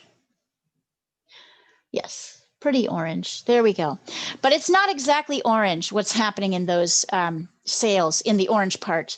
There's orange, but there's a tiny touch of blue. Melissa, you might want to try cerulean. Whoever's got cerulean may want to try a mix in with cerulean, but the challenge is not to use too much. So I'm testing here. You want your orange to look, you still want it to look orange, but slightly knocked back, slightly neutralized. Leo, what kind of yellow are you using? I'm using a cadmium yellow. I'm using Okay. a cadmium yellow, but it doesn't matter. Mix to you, see what you like. I think when you're mixing a red to, you know, when you're mixing your orange, you have a lot more leeway with your yellows. Just use whichever yellow you're feeling like is getting you the nice orange. So I tried that with turquoise. Now I'm going to try it with phthalo. That might be better for the darker. What's that? What are you doing right now? I'm mixing orange with blues to see how I can make a light orangey color that's slightly knocked back for the orange part of the sails. Oh, you're So I'm doing. with the orange part of the sails. So I need an orange, and then I'm testing different blues with it to create something that's kind of orange, but has a slight, has a slightly grayed version. So it's orange, but it's got a tiny bit of blue in it. Yep, that I think. So I have this it's kind of like an off marigold. It's a slightly off marigold. What color are you using right now? That upper right? I'm using orange, and this is orange and a little bit of ultramarine blue. Oh, okay. Yeah, that's nice. I did, like you said, cerulean with, I did. Is that what you? New Gamboge, cerulean, and cadmium red. And is that what you're showing me right here? Yeah, that's what that is. I like that. I like that. I think it needs to be lightened just with water, just a little before you get it in. Okay. But I think that is what to do with the kind of orangey part of the light sails. And as you lay this in, Hold on, I'm going back to the picture, going back and forth between the picture and WhatsApp. Where are you, picture? Nope, where are you? That's not you. As you lay this in,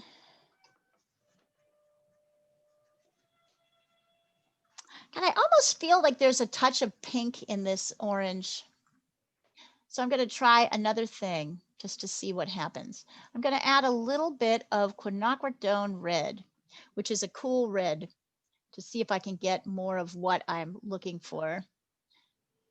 I kind of like that.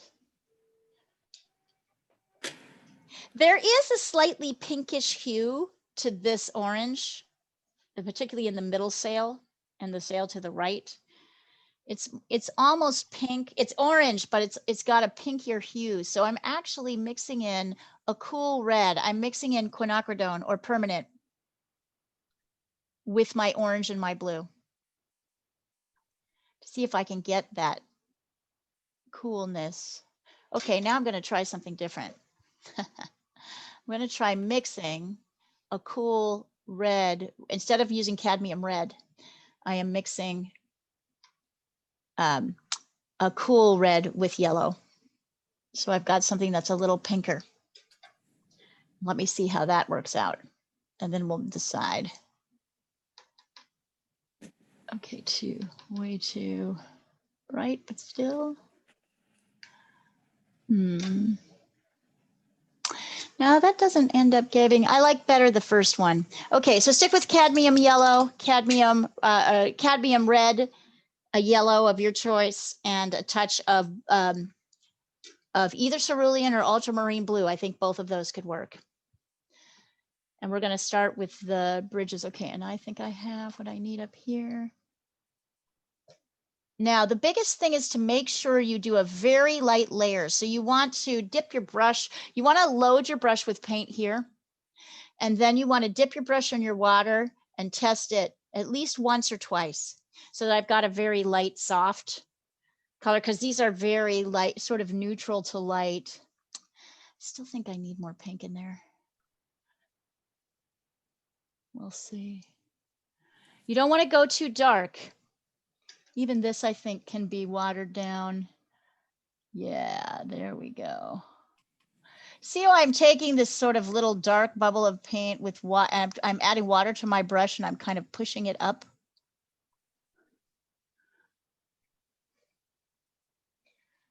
Still wish yellow. Well, remember, this is Zoom. Oh, you're not seeing the color. You're not seeing, I'll send you the color over when I get it to where I want it. And it's very light. It'll dry, and we want it to dry even lighter. And because I'm working sort of on a board, I'm getting these bubbles that are collecting at the bottom. I may even want to pull off a little bit of color. Make sure. Oy. Because this color is very light.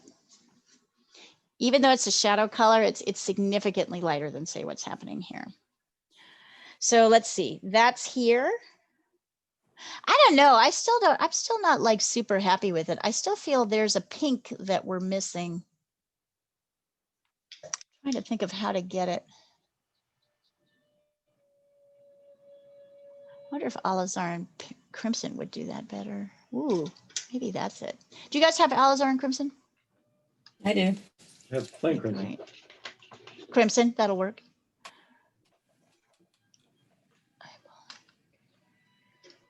Oh.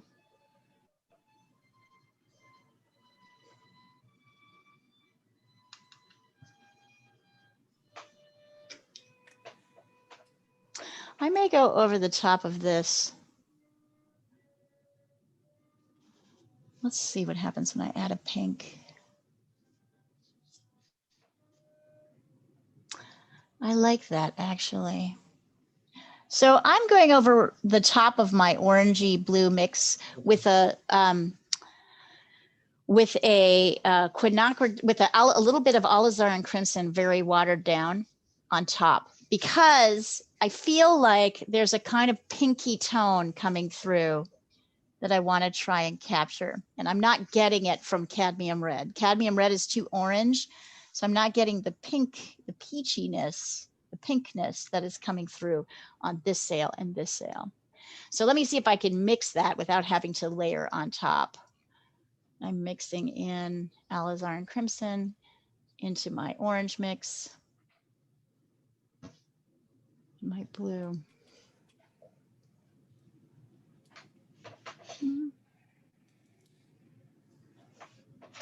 Oi.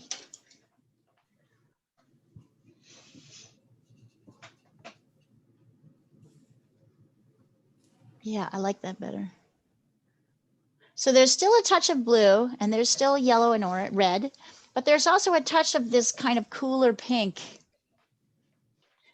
And here it's just in part of the sail. Oh, too dark.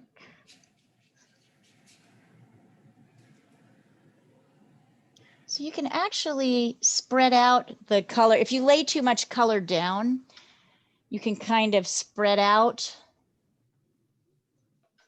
the color that you've got by dipping in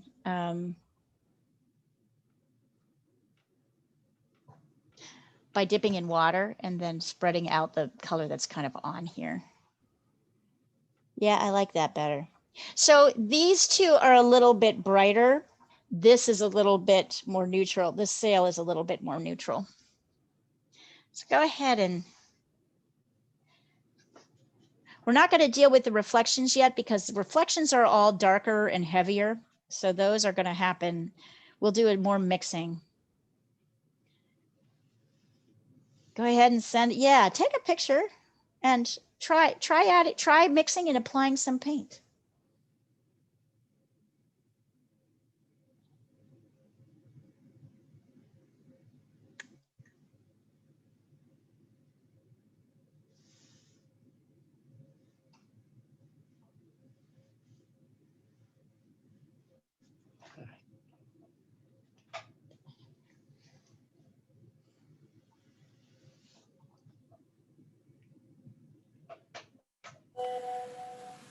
Let's see.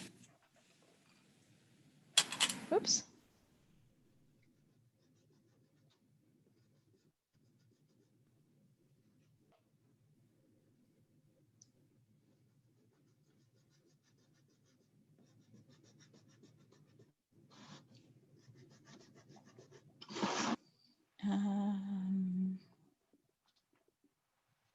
Sorry, Katie, I'm getting back to it. Somehow I'm calling up, I've called up the picture on another screen so I don't keep losing it. Here we go. Ooh, Katie, very nice. I like that. So what did you end up mixing? I did cadmium red, ultramarine, cerulean blue, and then I was layering in some magenta. Nice, very nice. I like it. I think that worked out well. It's pretty.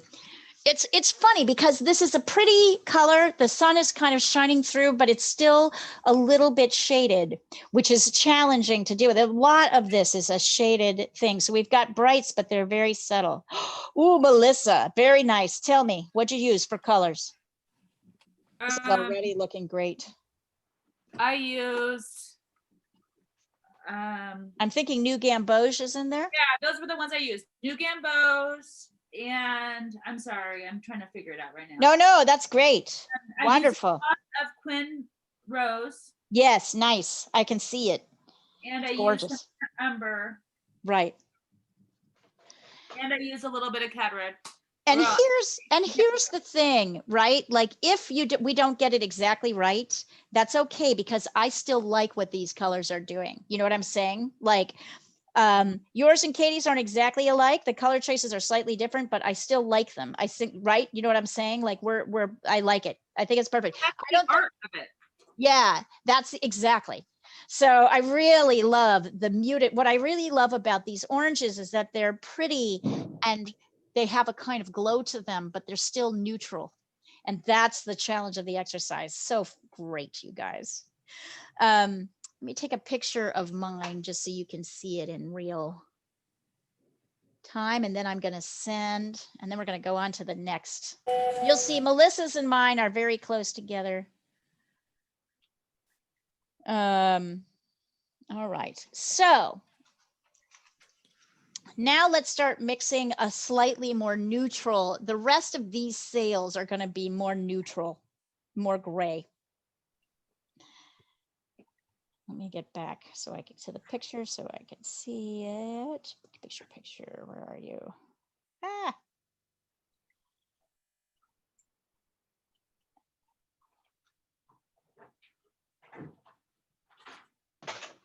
Okay, so this one has those peaches, but is a little bit, there's a little bit more blue in it.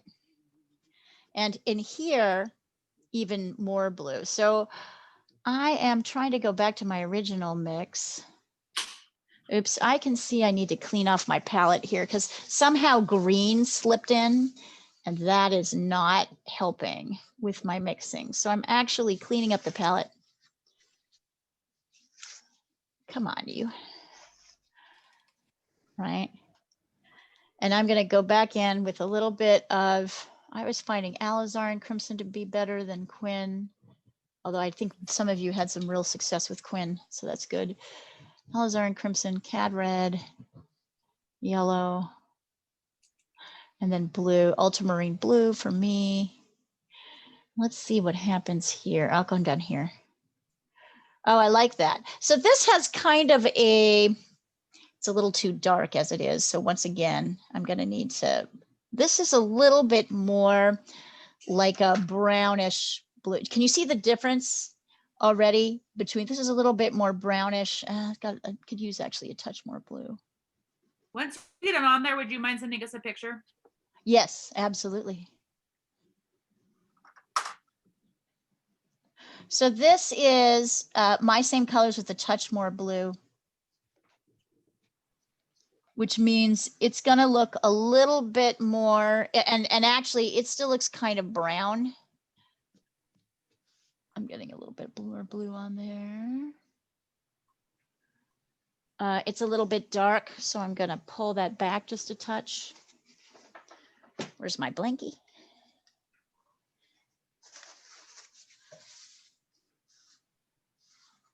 Right. So it has a slightly more gray look than what's happening over here. Even though they're both grays in a way, this is a slightly more gray. And then let me finish this sail and I'll show you. So I want a little bit more.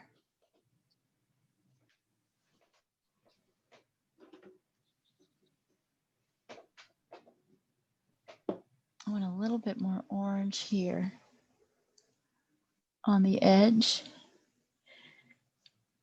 kind of to about here. And then I'm going to get more of that bluish gray color.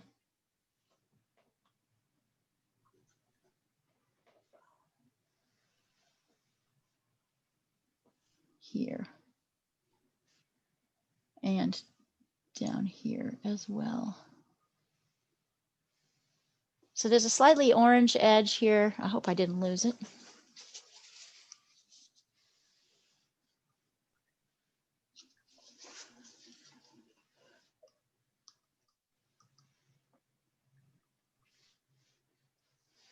And let me send that over. And we're going to do a similar thing over here on these darker edges of the lighter sail. There's going to be a slightly more bluish orange. Let me take that over.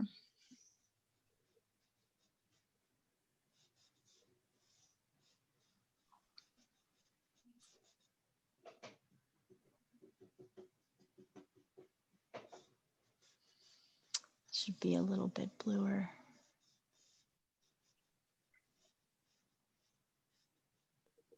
And now pull off a bit so you're not too dark. Yep, there we go. That's better. Here.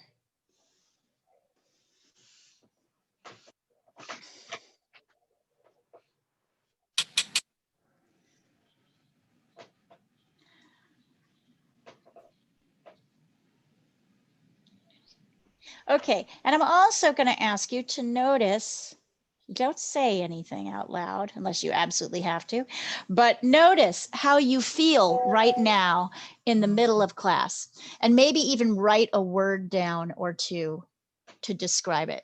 Don't try to write what's going to make us happy, like write what you're really feeling. You know, not what you think I want to hear. Take a minute to do that, since we're in the middle of class. I think that's pretty much what's happening here. And then the other two sails are going to be versions of this kind of bluer orange. So once again, slightly more blue. Let me see.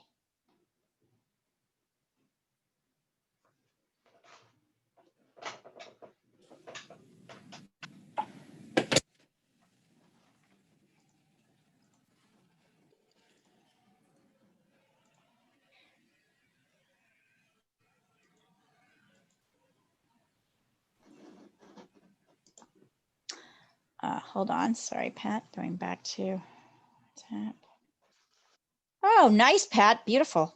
Works for me, it's working for me. All right, so now we're getting into our grays in here.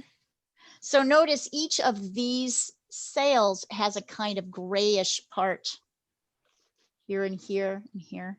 So we're gonna try and create those grays. I've got to go back and look. So what was the gray in that left-hand sail? It's just more blue, just slightly more blue. In the mix we already have? Okay. Yeah, in the mix you already have. Where is, hold on, come back. Where are you? Sorry, going back to the source, and then we'll get on with it. All right, yeah, and you'll notice it's significant here. It's like a dark sort of bluish shadow here. So we're gonna again go to our original mix, our orange mix, and then maybe add a little bit more blue so that it looks more gray. Still light, so I'm still dipping, but you want it to look bluer, particularly, it looks kind of not blue enough in my mind, more brown. I want a gray that looks orange, but more blue than this gray.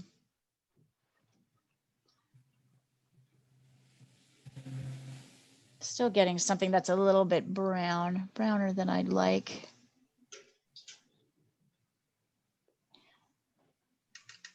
Yeah, if it's brown, what do you add to get it back to gray? What do you add?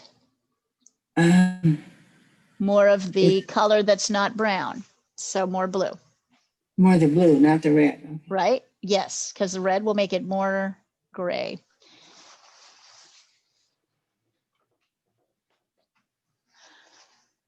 So I want this to read as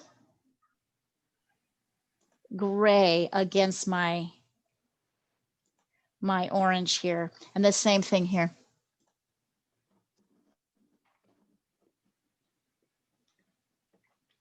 Down here.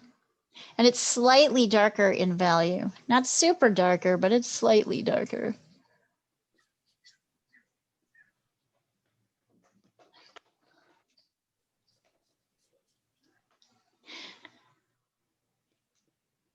So yeah, Melissa, this is where I'm looking at what my pencil lines are doing against my paint and deciding, am I going to need to add something here, or I'm going to be able to define this difference with my background color?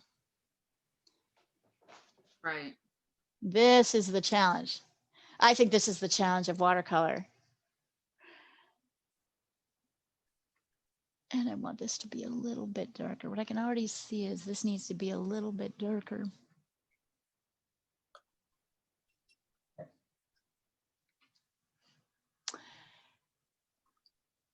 Mm-hmm. I've also got a little sloppy in here, so it'll be interesting to see how I fix that, how one fixes that. you do soften your edges, right? Is that what you're Yeah, talking yeah. No, I mean, I drifted outside my, I see. yeah. Yeah. So there's gonna be things I can do, but it's gonna be interesting to see how that is handled. I am expecting that it'll be one of the, like, use a pencil or even a very thin, I do a very thin, strong line to separate. I love how you don't know and you're gonna Yeah. do it. We're gonna figure it out. I do not know. I like, well, I mean, I think that's important about art. It's like you kind of have to strategize on, you don't come in with it knowing all your.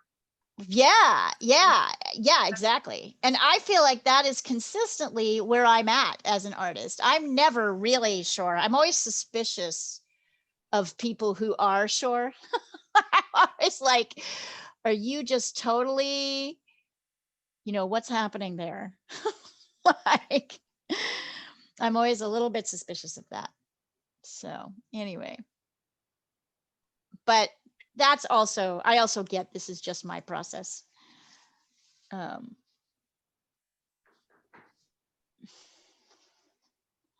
Yeah, everybody does things their own way. Right, their own way, and that's important. Really important.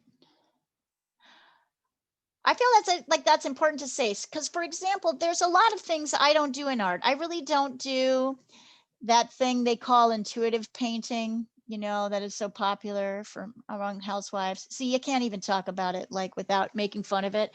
And yet I know it has incredible value. For some people, it's really fantastic.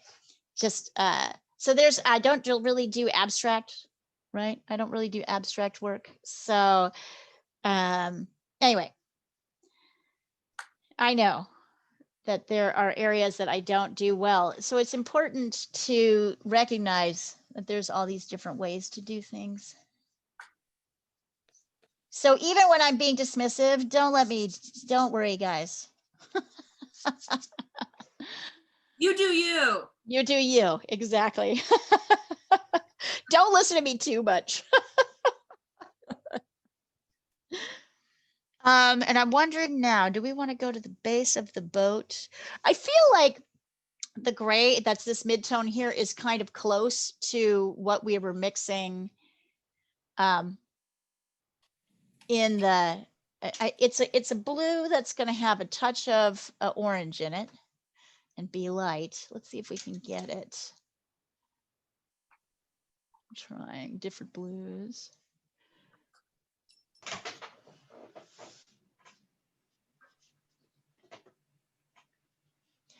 Blue and orange. I want you to be more silvery. Try something.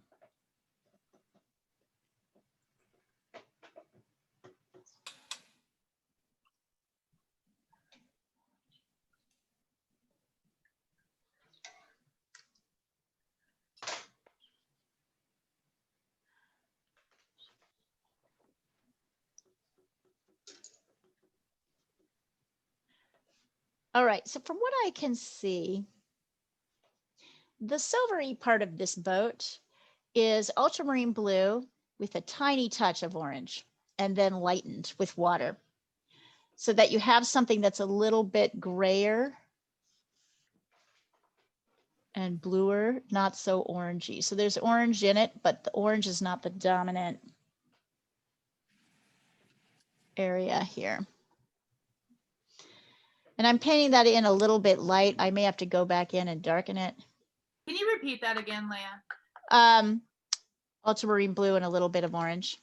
Okay. Diluted with water. It's hard to listen and think at the same time. I know. Tell me, try painting and thinking and talking at the same time. It's like, I feel by the end, I'm like, I bet.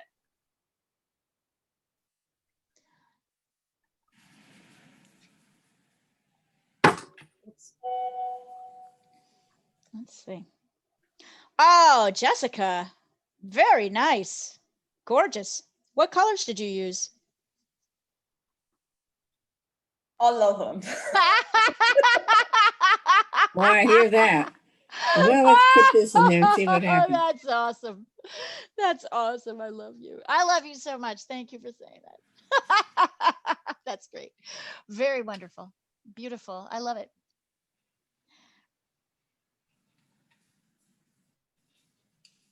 All right. And then, oh, sorry, Marie. Feel better. We'll talk. Ick, migraines, yuck. But Marie, before you leave, will you send us a picture? See what migraine painting looks like? Yeah, I want to see what a migraine painting looks like, right?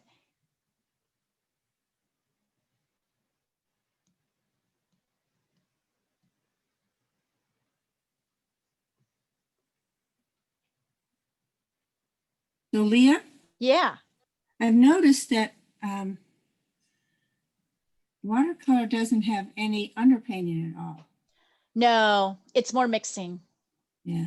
It's more mixing. You can layer up, but it's a little bit more, you're trying to hit it on the first go. That's true. Nah. I mean, I think there's, I think it depends on your technique. yeah, honestly. I was going to say that's how I do it because that's how I've learned. I've sort of taught myself and also in the way I've been taught, but I think there's a lot of people who do a lot of great things with watercolor. And well, a lot of people who do underpainting with watercolor. Yeah. Like before this class, I guess I would have just started off with the sky, which is kind of more of an underpainting, and then the water. But we started off with the subject. So we're starting off with the darkest areas, which is definitely a thing that I do. Yeah, and that's totally different. So I think like that's just, stylistically, it's a different way to go about it. Yeah. And both ways are cool, like, and valid, and they have a different like look to them, Well, I just think it's how you develop, right? Like how you start to develop it. I am thinking, well, anyways, I'll tell you guys later when I've got more thought on it. I'm thinking about ways to get other teachers more in the mix in this process too. So we will see. Some ideas coming up.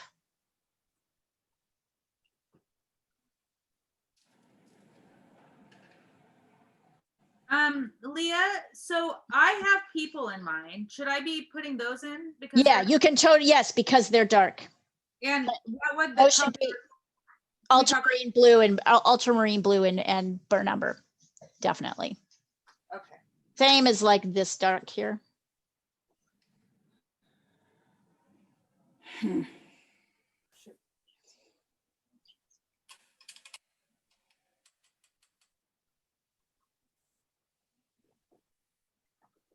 Oh, Marie sent us what she's working on. Nice.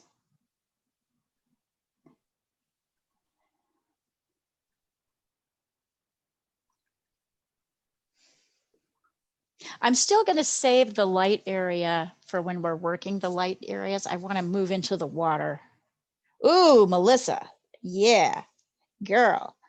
That's what I'm talking about. Very nice. I like that you brushed in a little bit of the lighter gray up in here, avoiding that sort of light spot. Yeah. Very nice. Very, very nice. So nice. So nice. I'm going to do just a little bit of that myself. I like it. Just start that over. I'm not getting anywhere near gray. It's tricky. Gorgeous. Everything's turning gray for me. Yeah. Ooh, Katie. Katie, yeah. Oh, Brianne. Yes, Brianne, I really like how you're showing the darker, the sails on the left, the dark and the lighter edges. Super, super wonderful. So I like it. Brianne is doing the same method that we're using. She's just using different colors and a different medium, but she's still following along with the method, which is really cool. Gorgeous. God, you guys, these are amazing. They're kind of blowing me out of the water. They're gorgeous. All right, let's look at reflections. So one thing to know about reflections, as Marie has said often, is that the reflection is always darker of the object is always darker than the subject itself. So we're going to be mixing variations of these colors in here, but they're going to be darker. It's going to be a darker version. So let me look here at the yeah, so this is kind of this orangey brown almost. So what I see here on these edges are this almost sort of warm brown, dark brown in the darks. So I'm going to go to, let me try a couple of things. I'm going to try burnt sienna with just a touch of blue, but I want it really the emphasis to be on the burnt sienna. So we want a kind of dark burnt sienna with a touch of blue, maybe burnt sienna, burnt umber, and a touch of, hold on, let me see, and then I'll tell you. Yeah. Okay, so we're going to mix our browns for this dark edge here, these two dark edges here. We're going to start by mixing burnt umber, burnt sienna, and a touch of ultramarine blue. A little bit more than a touch here. What I'm trying to maintain is more of the red, the sort of browny redness. It's compared to this, which is darker and bluer. This has a kind of a browner, this edge, this dark edge has a browner area. And I see that it kind of on, oh, whoops, did I put this in the wrong place? Damn it, I totally did. Right, let's see what I can do to get rid of that. I totally, because I was talking and not paying attention. Shame on me. Sorry, the edge is on the left side of each of the reflections. There we go. Don't do what I did.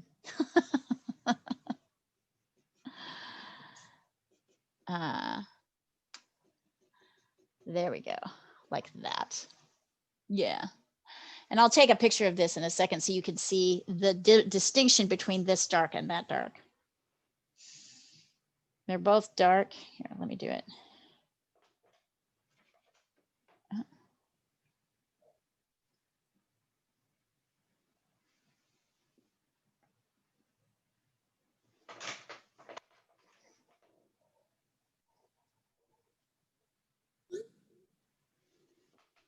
There we go. So you can see the difference pretty distinctly between this dark edge and this dark edge. And then what happens with the reflection is that it moves. Oh, is the Democratic Party still emailing you guys 20 times a day? Really? Yes. I get texts every hour from them. I get them from Donald Trump. Really? Yes. Why are you, did you appear? I have no idea. That is fascinating. But it's on my the email that I don't use. Right. So I just ignore it. It's because you're probably a target he thought he could get. Yeah. And maybe live in an area. So this reflection on the outside here is kind of, it's really more of that burnt sienna and burnt umber and a touch of blue, just slightly darker. And I'm leaving spaces right now in between because there's light parts of the water and dark parts of the water. And I'm adding in a little bit more blue. Actually, that was a lot more blue. Hold on, hold the show. Too much blue. Holy moly. Yeah.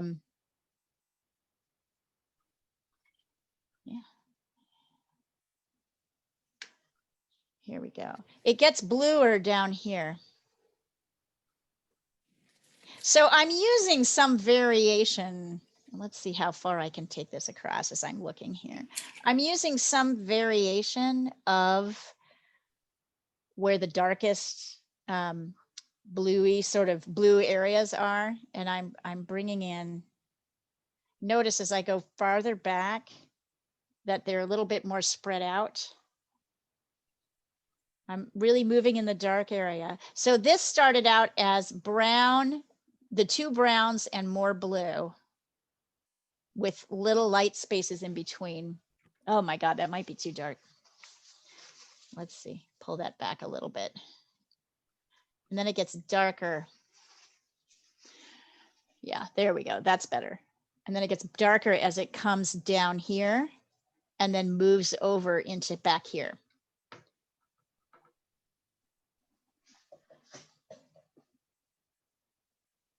Be careful not to go too dark here. It's easy. You know, Donald Trump is fundraising. Is the Democratic Party still fundraising? Yes, they are for like, they totally for are. the Georgia thing, right? Yep. Yep.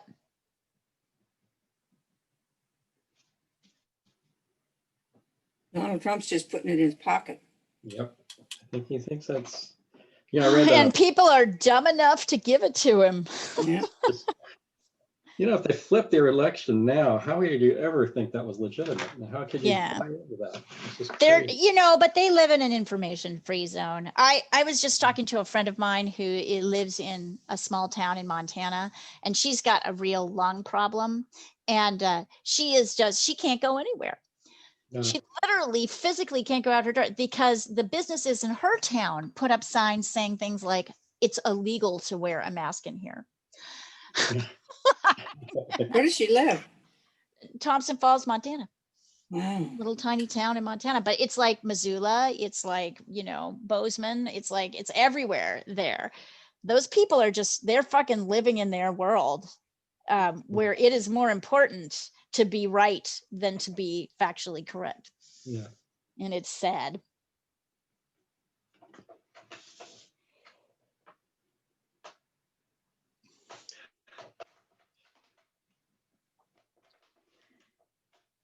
All right. Nice. So what I'm trying to do is get in some of these darks here where we can see them. Notice it's still pretty spotty, the darks. They're in some places. Where else are they? There's one or two kind of running through here. Katie had a nice one. She kind of pulled across this one here. I saw you got that, Katie. Very nice eye. Nice eyeballing. That's good eyeballing.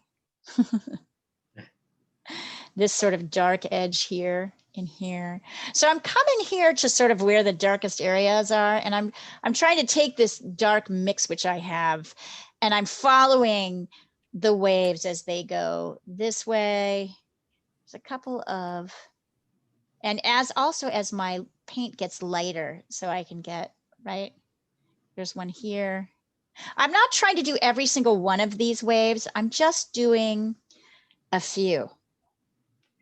The ones that are the biggest and the most prominent. So that's the challenge of working, you know, with nature and things like this. You're going shape by shape. You're kind of looking to see, oh, that's too dark. Shape by shape, you're looking to see what are the biggest dark and light shapes that I can see here and, you know, get in without getting everything in, right? Because we know that now that we can't get everything in. So then the decision becomes what to put in, right? And what to leave out. All right. Is there any more I want to do here? I think I kind of want to get a very light wash here in the corner. This is all these sort of orangey browns. And then this color here is going to be, you can see it, it's going to be an orangey. It's like the mast, but it's darker. So you're going to mix your orange color, whatever that was. Go back to your original orange color. And maybe we're going to try a couple of things here. Maybe we're going to try actually burnt sienna instead of orange and blue. We'll see if that works. Let me look here. I'm going to add a little bit of orange to my burnt sienna. So here's what I would recommend. Let me lay this down and see if this works first. Yeah, I like it. This kind of middle area. I could even use a little bit more orange. So however you made your sail color, if you used a little, whatever colors you used in your sail color, you're going to add them into burnt sienna and a touch of blue to create a kind of a shadowy, slightly darker, oranger color for this. And then back here. And this. So these are basically reflecting the sails. Can you see that in this very wiggly way? Okay. So which means this will be a little bit darker. So I need to go back and darken this dark just a little bit so it stands out on the edge.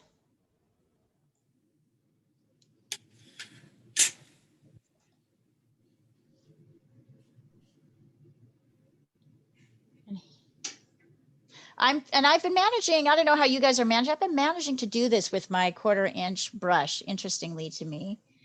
And I'm adding in little sort of lines for the slightly lighter. It's still orangey and warm.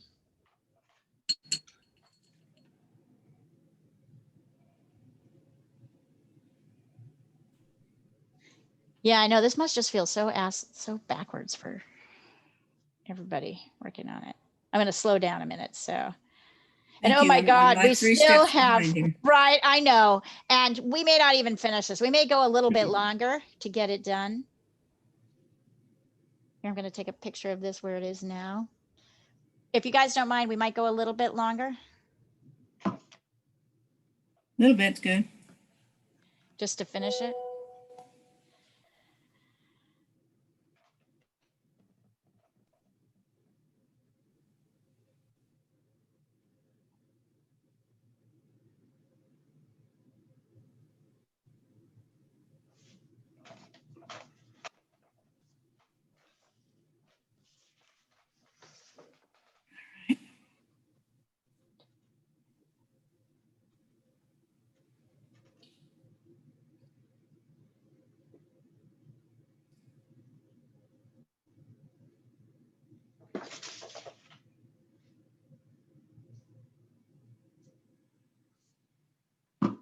Let's see. Oh, Joe, great.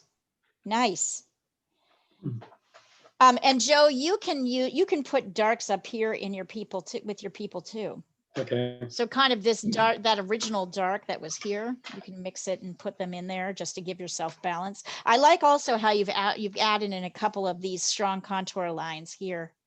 Nice. I think that really helps define, and that you don't have it here. That's very nice. Oh. Good painting, my friend. This is it.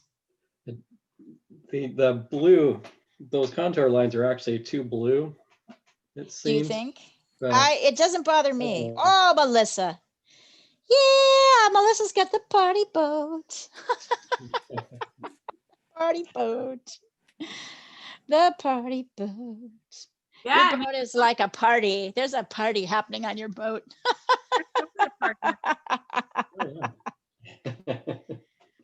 Yeah, this is a full on. There's a lot of people on the boat. It's awesome. I love it. Melissa, this is just great. Your mixing is glorious. I'm going to say it. Glorious. Absolutely beautiful.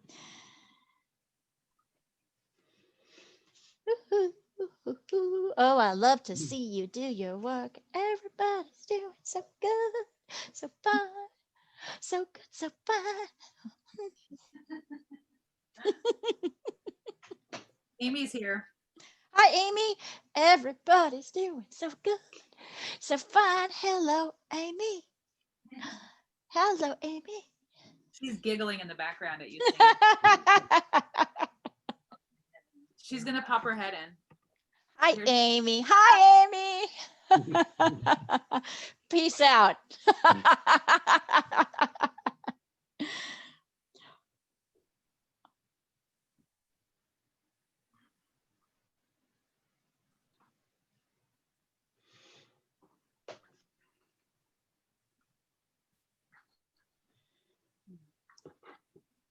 So we're going to see, we've got about half an hour left. We're going to see what we can bang out in the next half hour. We've actually got quite a bit of the heavy lifting done for this piece. Oh, Katie. Wow. Yes. Yes, yes, yes, yes, yes. Mm-hmm. Lovely.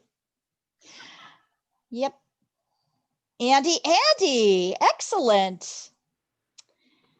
Andy, I know you're like, I know you always feel like you're 3 steps behind, but I feel like you're, something has happened with your painting lately and you're kind of pushing ahead very beautifully. No, I feel like I'm 5 steps behind. 5 steps behind. I'm running to catch up. Nice work, you guys. This is really great. Oh, Brianne. Oh. You know what I think you should do, Brianne? Can you add a tiny touch of the yellow into your light blue of your sail, just to give it a little bit of echoing pop? I love that. Oh, yeah. Gorgeous. Gorgeous. Damn. All right. Let's go on to, okay, so where are we next? Let me look at this picture. All right. So we have this kind of, beyond the darks, we've got this kind of lightish grayish blue. And then in here, we have kind of bright oranges. So I think we should add those in before we do anything else. So here, hold on. I'll show you what I'm talking about. Instead of trying to say it, let me show you. So I'm cleaning out my very shady mixtures. I might even have to, let's see. We'll see what my water looks like, but I'm cleaning this so I don't have so much gunk. So Andy, in between mixing, you might at some point take a paper towel and clean this out so that you can have a cleaner mix. I see yellows and kind of a bright pinky orange in, let's see if I can get it.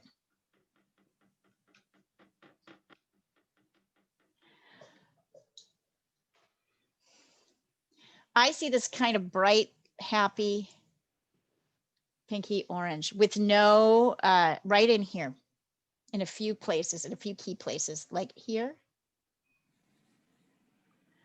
And is that the color that I want, or do I want it to be lighter? I'm gonna water.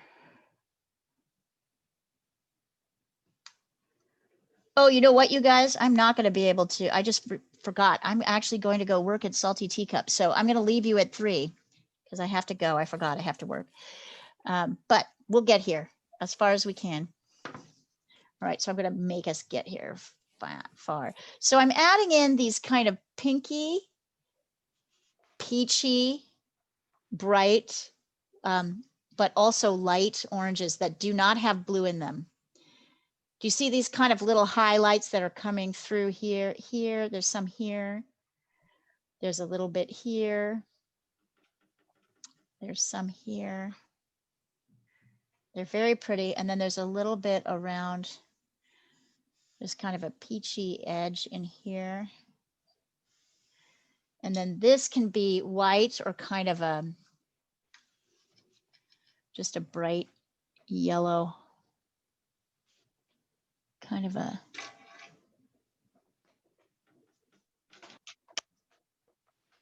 that might be too dark. I know it looks really gray here, but we've got these kind of pretty peachy colors that are not mixed with blue coming through here on this part, because this is light that's coming through. We want to try and, I hope I didn't mess that up.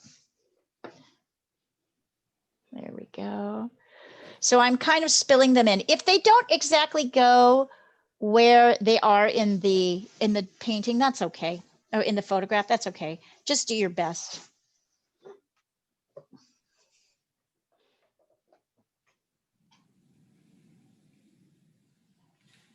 And then I might try a lighter version of those. Let me see, kind of.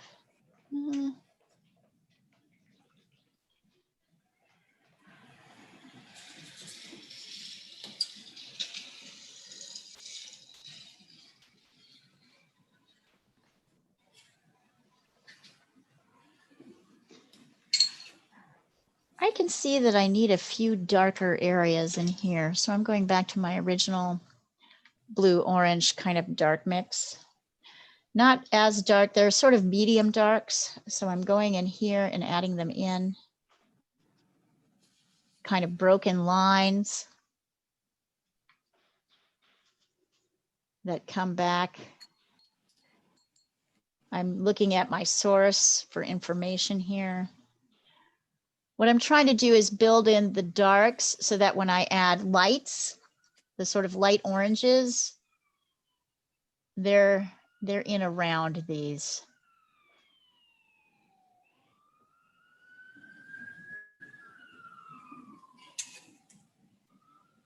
Nice.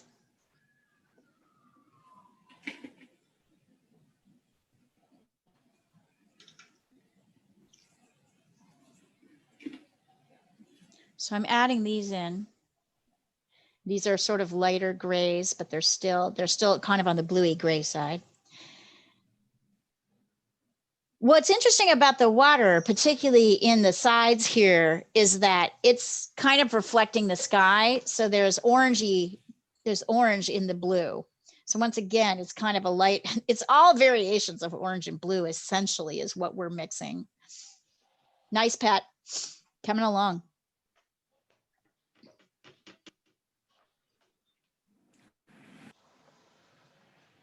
So I'm looking for, yes. I'm looking for this kind of light. So the water is going to be more blue, but it's going to have a touch of orange in it. Everything's going to have a touch of everything else in it, is just the truth. I'm trying my turquoise and my ultramarine. Oh, I don't think I like that with orange. Let's see. Yeah, I'm going to be sticking with my ultramarine blue and my orange mix and looking for a different variation. I'm going to be looking for something that's more blue. It's got a little bit of orange and it's lighter than these areas here. It's blue, but it still has a touch of orange in it. So that's almost everything has a touch of the complement in it. But this part needs to look sort of more steely gray blue. So I'm tinting it more heavily blue. Are you going to wash something over the top of that? I may take the blue and wash it over. I may take this blue and wash it over everything like this. See that? And So I'm you can going to leave some take of the this white? kind of like, yeah, you can leave little tiny bits of white.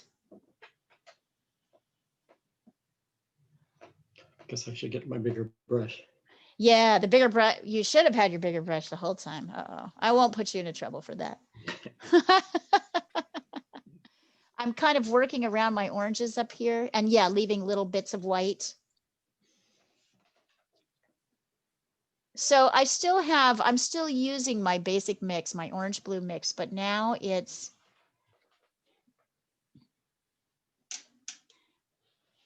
here. It's kind of more on the silvery blue side. And I'm kind of bringing it in.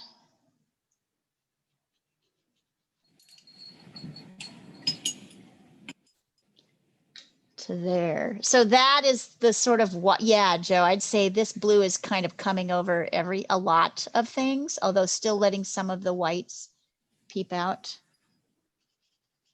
And really sticking with the reflection. We're going to deal with this other part here afterwards. I think the other important thing that I like to think about with water is to kind of keep it horizontal. Like yes, absolutely. All strokes are going this are back and forth like this. Yes, horizontally. Absolutely. And it works with this, like you have a square brush. It helps to make those like waves rather than a round brush when you do that horizontal type of stroke. Oh yeah, totally. Totally. And there's a few darker areas that I could still go back in and darken a little bit more. Like back in here. And actually with this paper all wet, I can get some cool melty effect, you know, sort of watery effects. I can go back in and build in a little bit of dark here in places where it needs to be. Notice I'm really preserving this area because now we're going to have to go into, we're going from kind of grays to sort of dark browns and then into these more clearly delineated kind of bright spot oranges, and then this dark area, and now kind of light and dark blues, lights.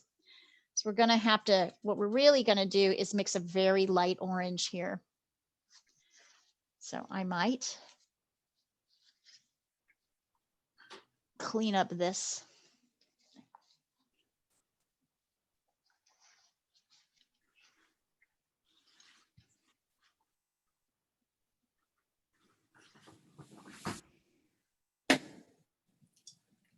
There's a very light orange. Okay, that's not light orange at all, of course. I'm going to have to. And this will be, this orange that we're going to put in is going to be super light around the blue. I'm watering it down quite a lot.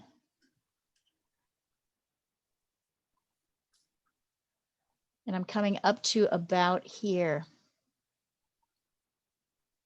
Oh my God, my entire, I don't know if you can see this, everything is covered with testing around the edges of this painting. I don't know if this is looking like that for you guys. I'm gonna have to run out of room and get another piece of paper. So this becomes more orangey, and then our blues kind of integrate with the orange. I like this. I think this is actually pretty lovely. And then back here, we're going to do a very yellowy, if anything. Let me experiment. Yep. This is just going to be a really super light orangey color. Let me take a picture of this so you guys can see it.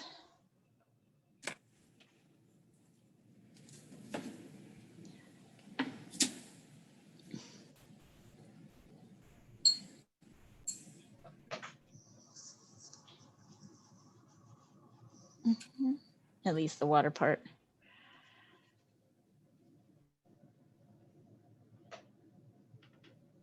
Yeah, and Joe, it's possible sort of at the end, hold on.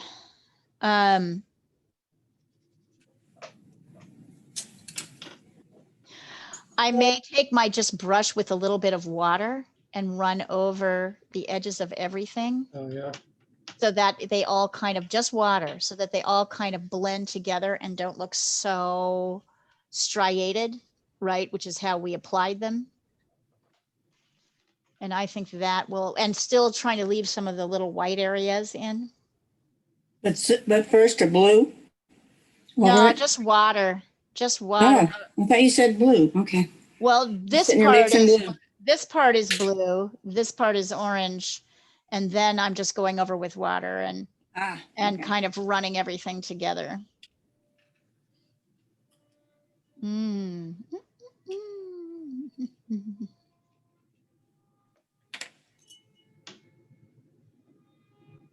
So what I would say is you guys should just finish whatever if we don't get to the end of this, I will have you finish it on your own and just keep going and send it.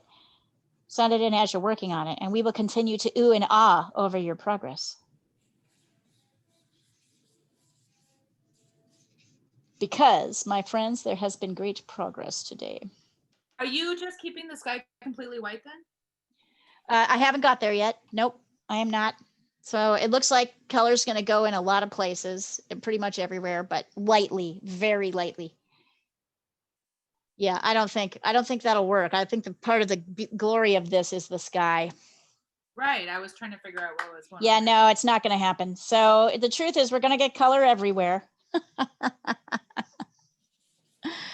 So let me, while you guys are working on yours, I'm going to get these next kind of edges in. These sort of back horizon lines are, once again, believe it or not, like they're dark. Here are these little natural horizons here. They're brown with a bit of blue in them, and more blue. They should look bluer than browner. because, are you too dark? Because as things go back in space, they look bluer, as we know. So you're gonna mix a little bit of brown with blue to get those horizon lines in. And then, and there seems to be, I'm gonna try and do this with brown. There seems, so I'm taking burnt umber and just going across the eye level horizon, which is where the water meets the sky. And I see that there's, I'm just using burnt umber to give myself a little edge, a little dark edge right here, because that is actually what's happening. And then our orange, which, you know, are variations of orange, which have a little bit of quinacridone in them. We're gonna make a little bit more dramatic and no blue in them right now for this base of the sky.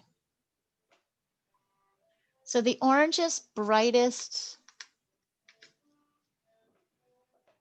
piece of all this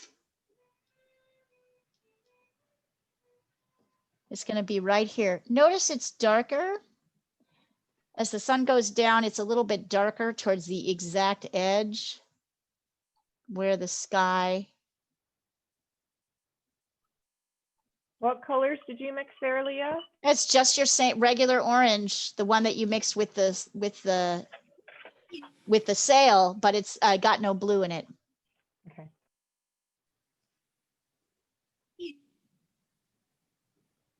And I'm kind of bringing it in an edge over here. And then I'm lightening it with, as I go up, I'm lightening it with more yellow and water. Because as you can see, it kind of lightens as it goes up. Hold on there, Melissa, and I'll take a look. Yeah, I think that's gonna work.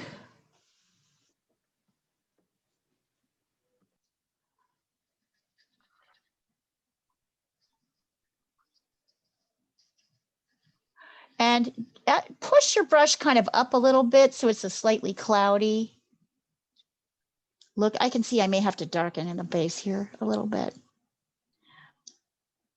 Honestly, though, these paintings are looking great.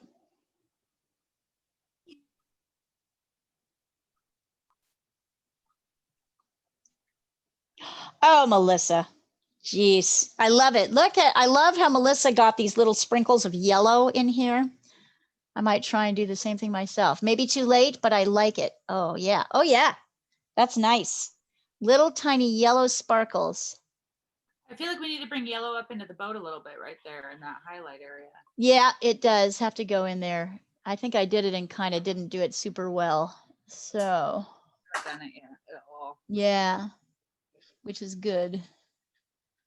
I'm working on it now. Yeah. Really light. Yeah. Yep. And then the sky kind of goes up into, I think what I'm suggesting is we just lightly, it goes even, so I have a tiny bit of orange on my brush, but you can see it's barely there. And see how I'm kind of circling up? So I've got a little bit of orange on my brush, but it's so slight that you can't really, it's almost going to read like white as we go up until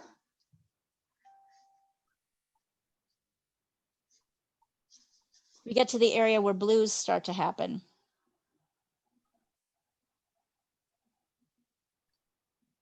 And then you can go into your favorite blue. You can decide to try a cerulean up here.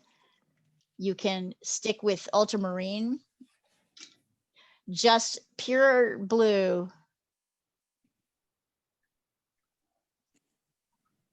Let's see.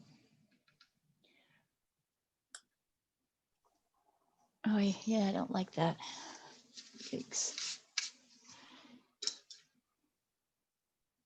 You can try cerulean, you can try phthalo, you can try ultramarine. A watered down version, of course, because it's not that dark.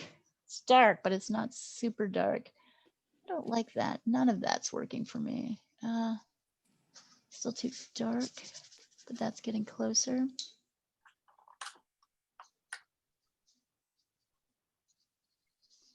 And I would recommend going lighter with your blue than you want to. Like, don't go that dark. Until you get sort of up to so I'm taking water, spreading out the blue as it's going up to the top until you get to the very top edge. Then you can add a little bit more dark blue, but not even that dark, just sort of slightly. As skies go up, they get darker. Whether you're dealing with, actually, oops, what happened? Oh, sorry. It looks like I lost you there. So I've chosen to make this a sky go from orange, sort of pinky orange, to almost a light yellow, to kind of a blue, a sort of light, sort of muted blue. And it's only really dark up here at the very top corners of the sky. When you're painting skies, it's always darker at the top, or it's always darker the higher you go up. And I'm trying to make sure that this transition from orangey to blue, as you can see, I'm kind of circling my brush to make sure that my edge isn't a strong one. It's kind of a puffy one, like a cloud. I'm happy to go pretty fast here to make sure we get done in time. I'm going to just finish this off so I can focus on helping you guys, and we could do our last little exercise. So there are things here. I'm just kind of making, because I don't have people in my boat.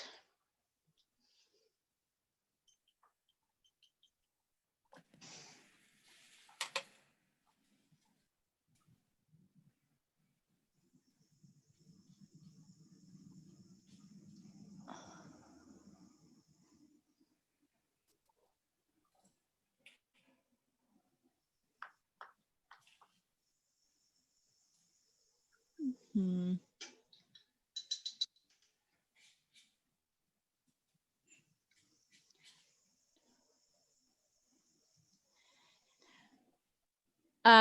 So the conversation that we were having at the beginning of class is kind of coming into play now, which is how much distinction do I want, right? As I'm adding in, and I'm actually switching brushes at this point to a very tiny, skinny brush as I add in my lines, because the lines are mostly not visible. They're not really that easy to see. They're very soft. So, I mean, I might,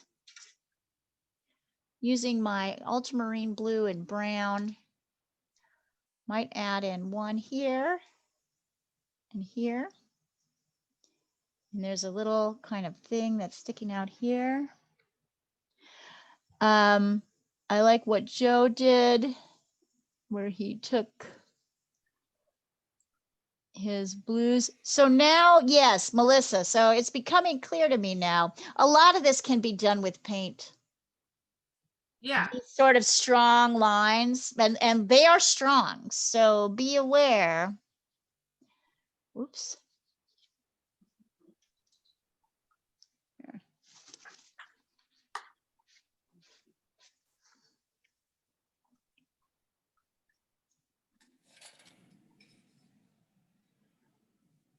Right, and I probably will put a very light, not as dark, but I will do a strong contour line. It's kind of turning brown, but I think, yeah, I think that's working out well. And I think probably most of my lines will be done in this kind of light brown, which I'm doing to outline the edge of my sails, except where things are really dark. I'm just basically using a burnt umber. And here is where maybe I go a little bit darker here just to show.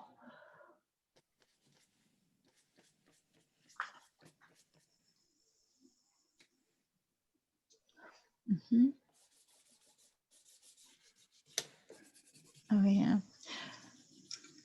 And probably whatever we're leaving out, some sail like expert is going to be like, well, damn it, you left out the jib or that line that's like right there, or the like the steering wheel is in the front rather than the back. But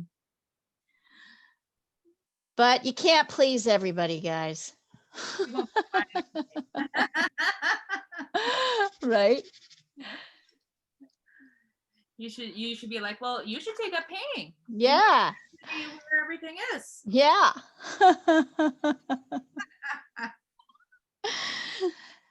So, yeah. And notice that these lines are not super visible. So I wouldn't use a strong dark color.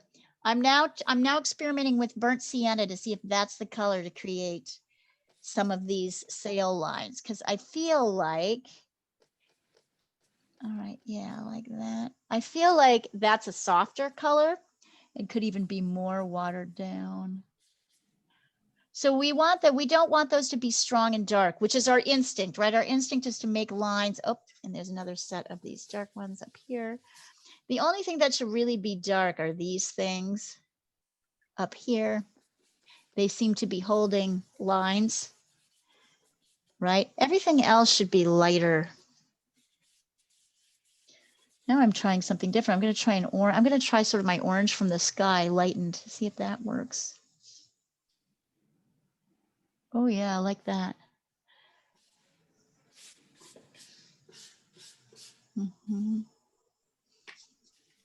All right.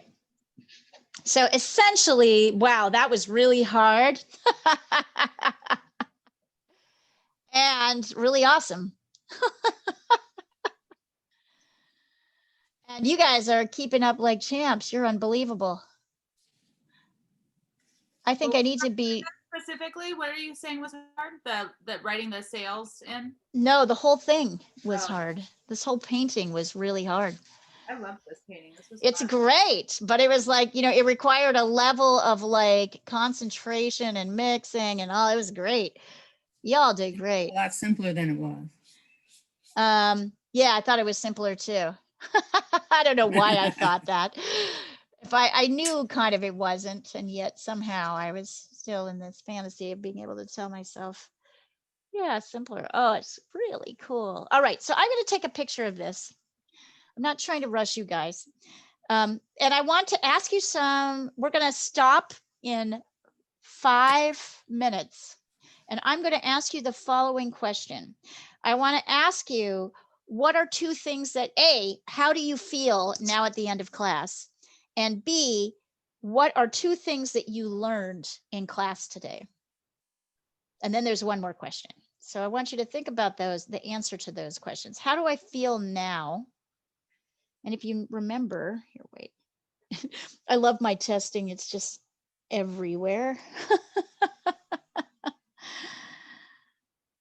Okay. Nope, that's not it.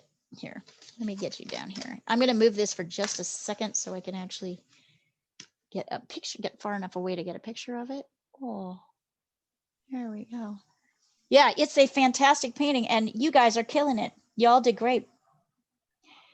Here.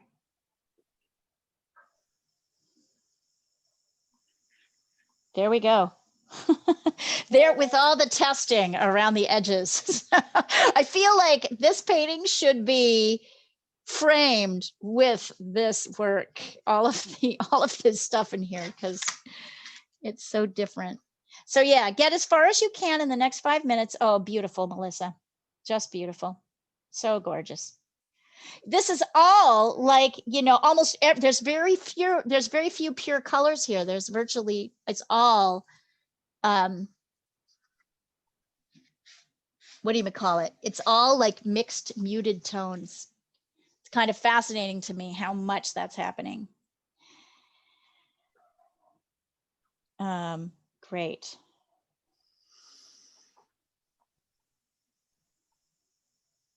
I have a little bit more cleaning up of lines I'm going to want to do in here.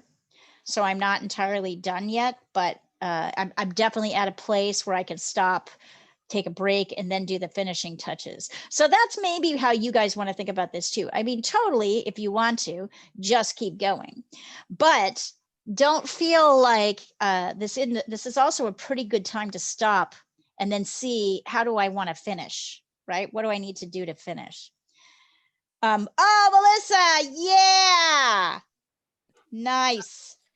Yeah, I'm gonna wait. I want mine to dry a little bit. I still have that frisket on there. I think it's gonna look really cool when I take that off. Exactly. I So I want my darks to bleed into my sky, so I want to wait for it to dry before I add any of those. excellent. I love it. All right. Darken my people up. Pat, this is looking great. So Melissa, my question to you, how do you feel now at the end of class? Relaxed. I love painting. It relaxed. Awesome. And how did that compare to the beginning of class? About the same? Were you feeling pretty relaxed? No, I was excited, and I just feel more calm now, you know. I love it. I love it. And then my question is, name 2 things that you learned today, that you think you really learned today. I learned, I mean, I think the main thing is doing the sky last. I don't normally do that. Okay. That's unusual for me. That's the main thing. And I mean, I'm constantly learning more and more about color. That's what I'm trying to focus on. So I feel like mixing was, you know, an interesting. Successful? Did you feel like it was successful? All right, then tell me one thing that you think you can continue to practice. What is one thing that you, so tell me a couple of things you thought you did really well, and then something you want to practice. Well, I mean, I feel like I need to practice it all, always. But anything stand out in particular? I guess I want to practice the water more. I think. The water. Yeah, practicing with the water and the excellent. I thought you did great today. Who else? Katie, send us what you've got. Okay. And then I want you to tell me how you're feeling now versus how you were feeling at the beginning of class, if you can remember. At the beginning of class, I was feeling really awake and calm. And I would say that I still feel very awake, but that I'm more like intently focused on what I'm doing, that I'm less calm than I was before. Yeah, class. you're focused. You're like on a, yes, good, interesting. And then tell me 2 things that you think you did really well. And one thing that you'd like to practice. I would love to keep practicing color mixing. I think that I did well with that today, especially building on what we were talking about last week. Yes. And I feel like I did my drawing well, like doing the grid. I don't usually take the time to do that, but I do find that very helpful for me to get the proportions right. Wow, I agree. I think that's great. And I do, so I think color mixing is something that you're building on and continue to practice, but I did see some improvements I really liked today. And I agree, your drawing went well. Oh, wonderful. Oh, I love it. So great. Let's see, Pat, what are 2 things that, well, first of all, how do you feel now? Oh, Brianne. I was feeling really great while I was doing the boat, but now I'm feeling anxious again with the stupid water. Right, because you haven't finished it, right? So tell me. Yeah, it hasn't come together. So Pat, tell me 2 things that you think you did really well today. I think my drawing was good. Yes. And I think my grays, I really improved on my grays. Yes, yes. So what do you think you can continue to work on? I think I need to work on water. All right. Awesome. Joe, what about you? Well, Oh, Joe, this is beautiful. It's coming along. It's beautiful. I feel about the same as when I started, I guess. I think watercolor, I'm more relaxed doing it. That's amazing, Joe. Other colors are, thank you. The oil and acrylic are frustrating still. Mixing colors is still, I don't have the patience for that. I keep just slapping things together, not remembering what I was working with. And but watercolor is easier for you for some reason. Yeah, I think it's, I don't know, something about watercolor is more forgiving. It doesn't have to be precise. And it looks better if it's not. I was trying to be too precise. Right. And it is a little bit more first layer, like one layer. So you're like done more quickly. So that's interesting, Joe, because normally people find watercolor harder than acrylic and oil, but that's interesting that you like it, that it works for you better. Yeah, I guess I enjoy it the most so far. Yeah, it's great. And then do everything. And then what is the thing you'd like to work on? I guess still color mixing and testing. Okay. I need a better setup because I'm not, you know, how your testing is all around your picture and mine's across the desk. Yeah. So that's the main thing, is testing what I'm mixing and actually working on your setup so that you have it all next to each other. Yeah. Are you working on a vertical, or are you on I'm working on a desk that is, here, I'll pull this off so you can see. Because with watercolor, do you generally have to lay it down? No, I'm working on a desk like this. Okay. Yep. Okay. So that's great. That's good to know. All right. So I've done Pat, we've done Melissa, we've done Katie. Jessica, what would you say? Jessica, that's an incredibly hot picture of you. Oh my God. Jessica, tell us what 2 things that you learned that you think you did well today in class. Yeah, your classes are always challenging for me. But tell me the 2 I things. never realized that it's going to be so advanced. Tell me. Oh, Andy, this is gorgeous. This is real. I'm impressed. Well, So I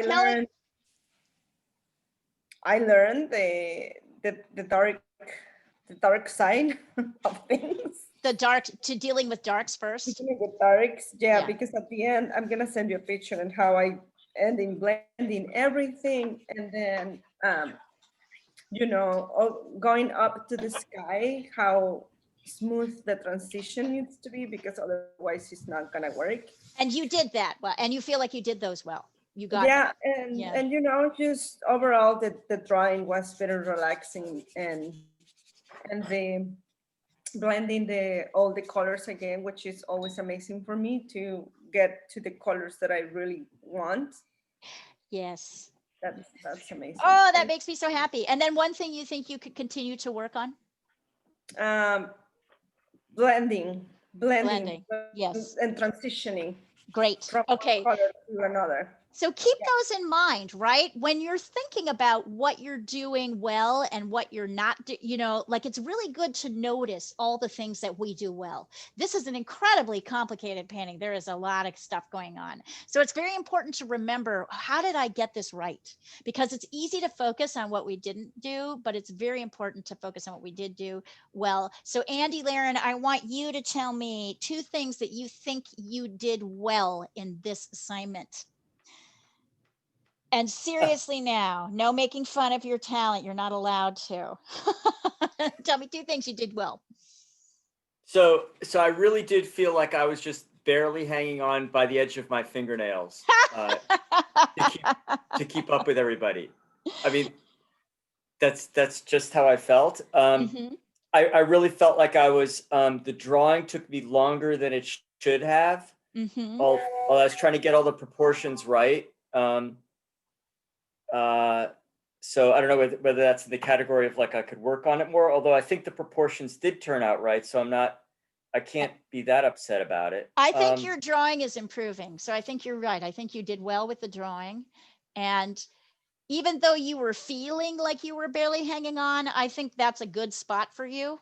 I think you excel when you are the one, you know, when you feel like you're barely hanging on. Like, you actually seem to, like, there are some people who really do well when they are, because you've done this less than anybody else, right? So that means you have less experience. I've never done watercolor. You've never done this, right? So I found this all utterly intimidating, because I always think watercolor is like the least forgiving. Like, if you screw up, you got to live with it. It's your first brush stroke matter so much. Right. So that's why I find it intimidating and a little bit nerve-wracking. But you did pretty well. So your drawing was pretty well, and I actually think your laying down of colors worked out really well. I think that's awesome. And in terms of what you could work on, one thing. Oh God, everything. All right.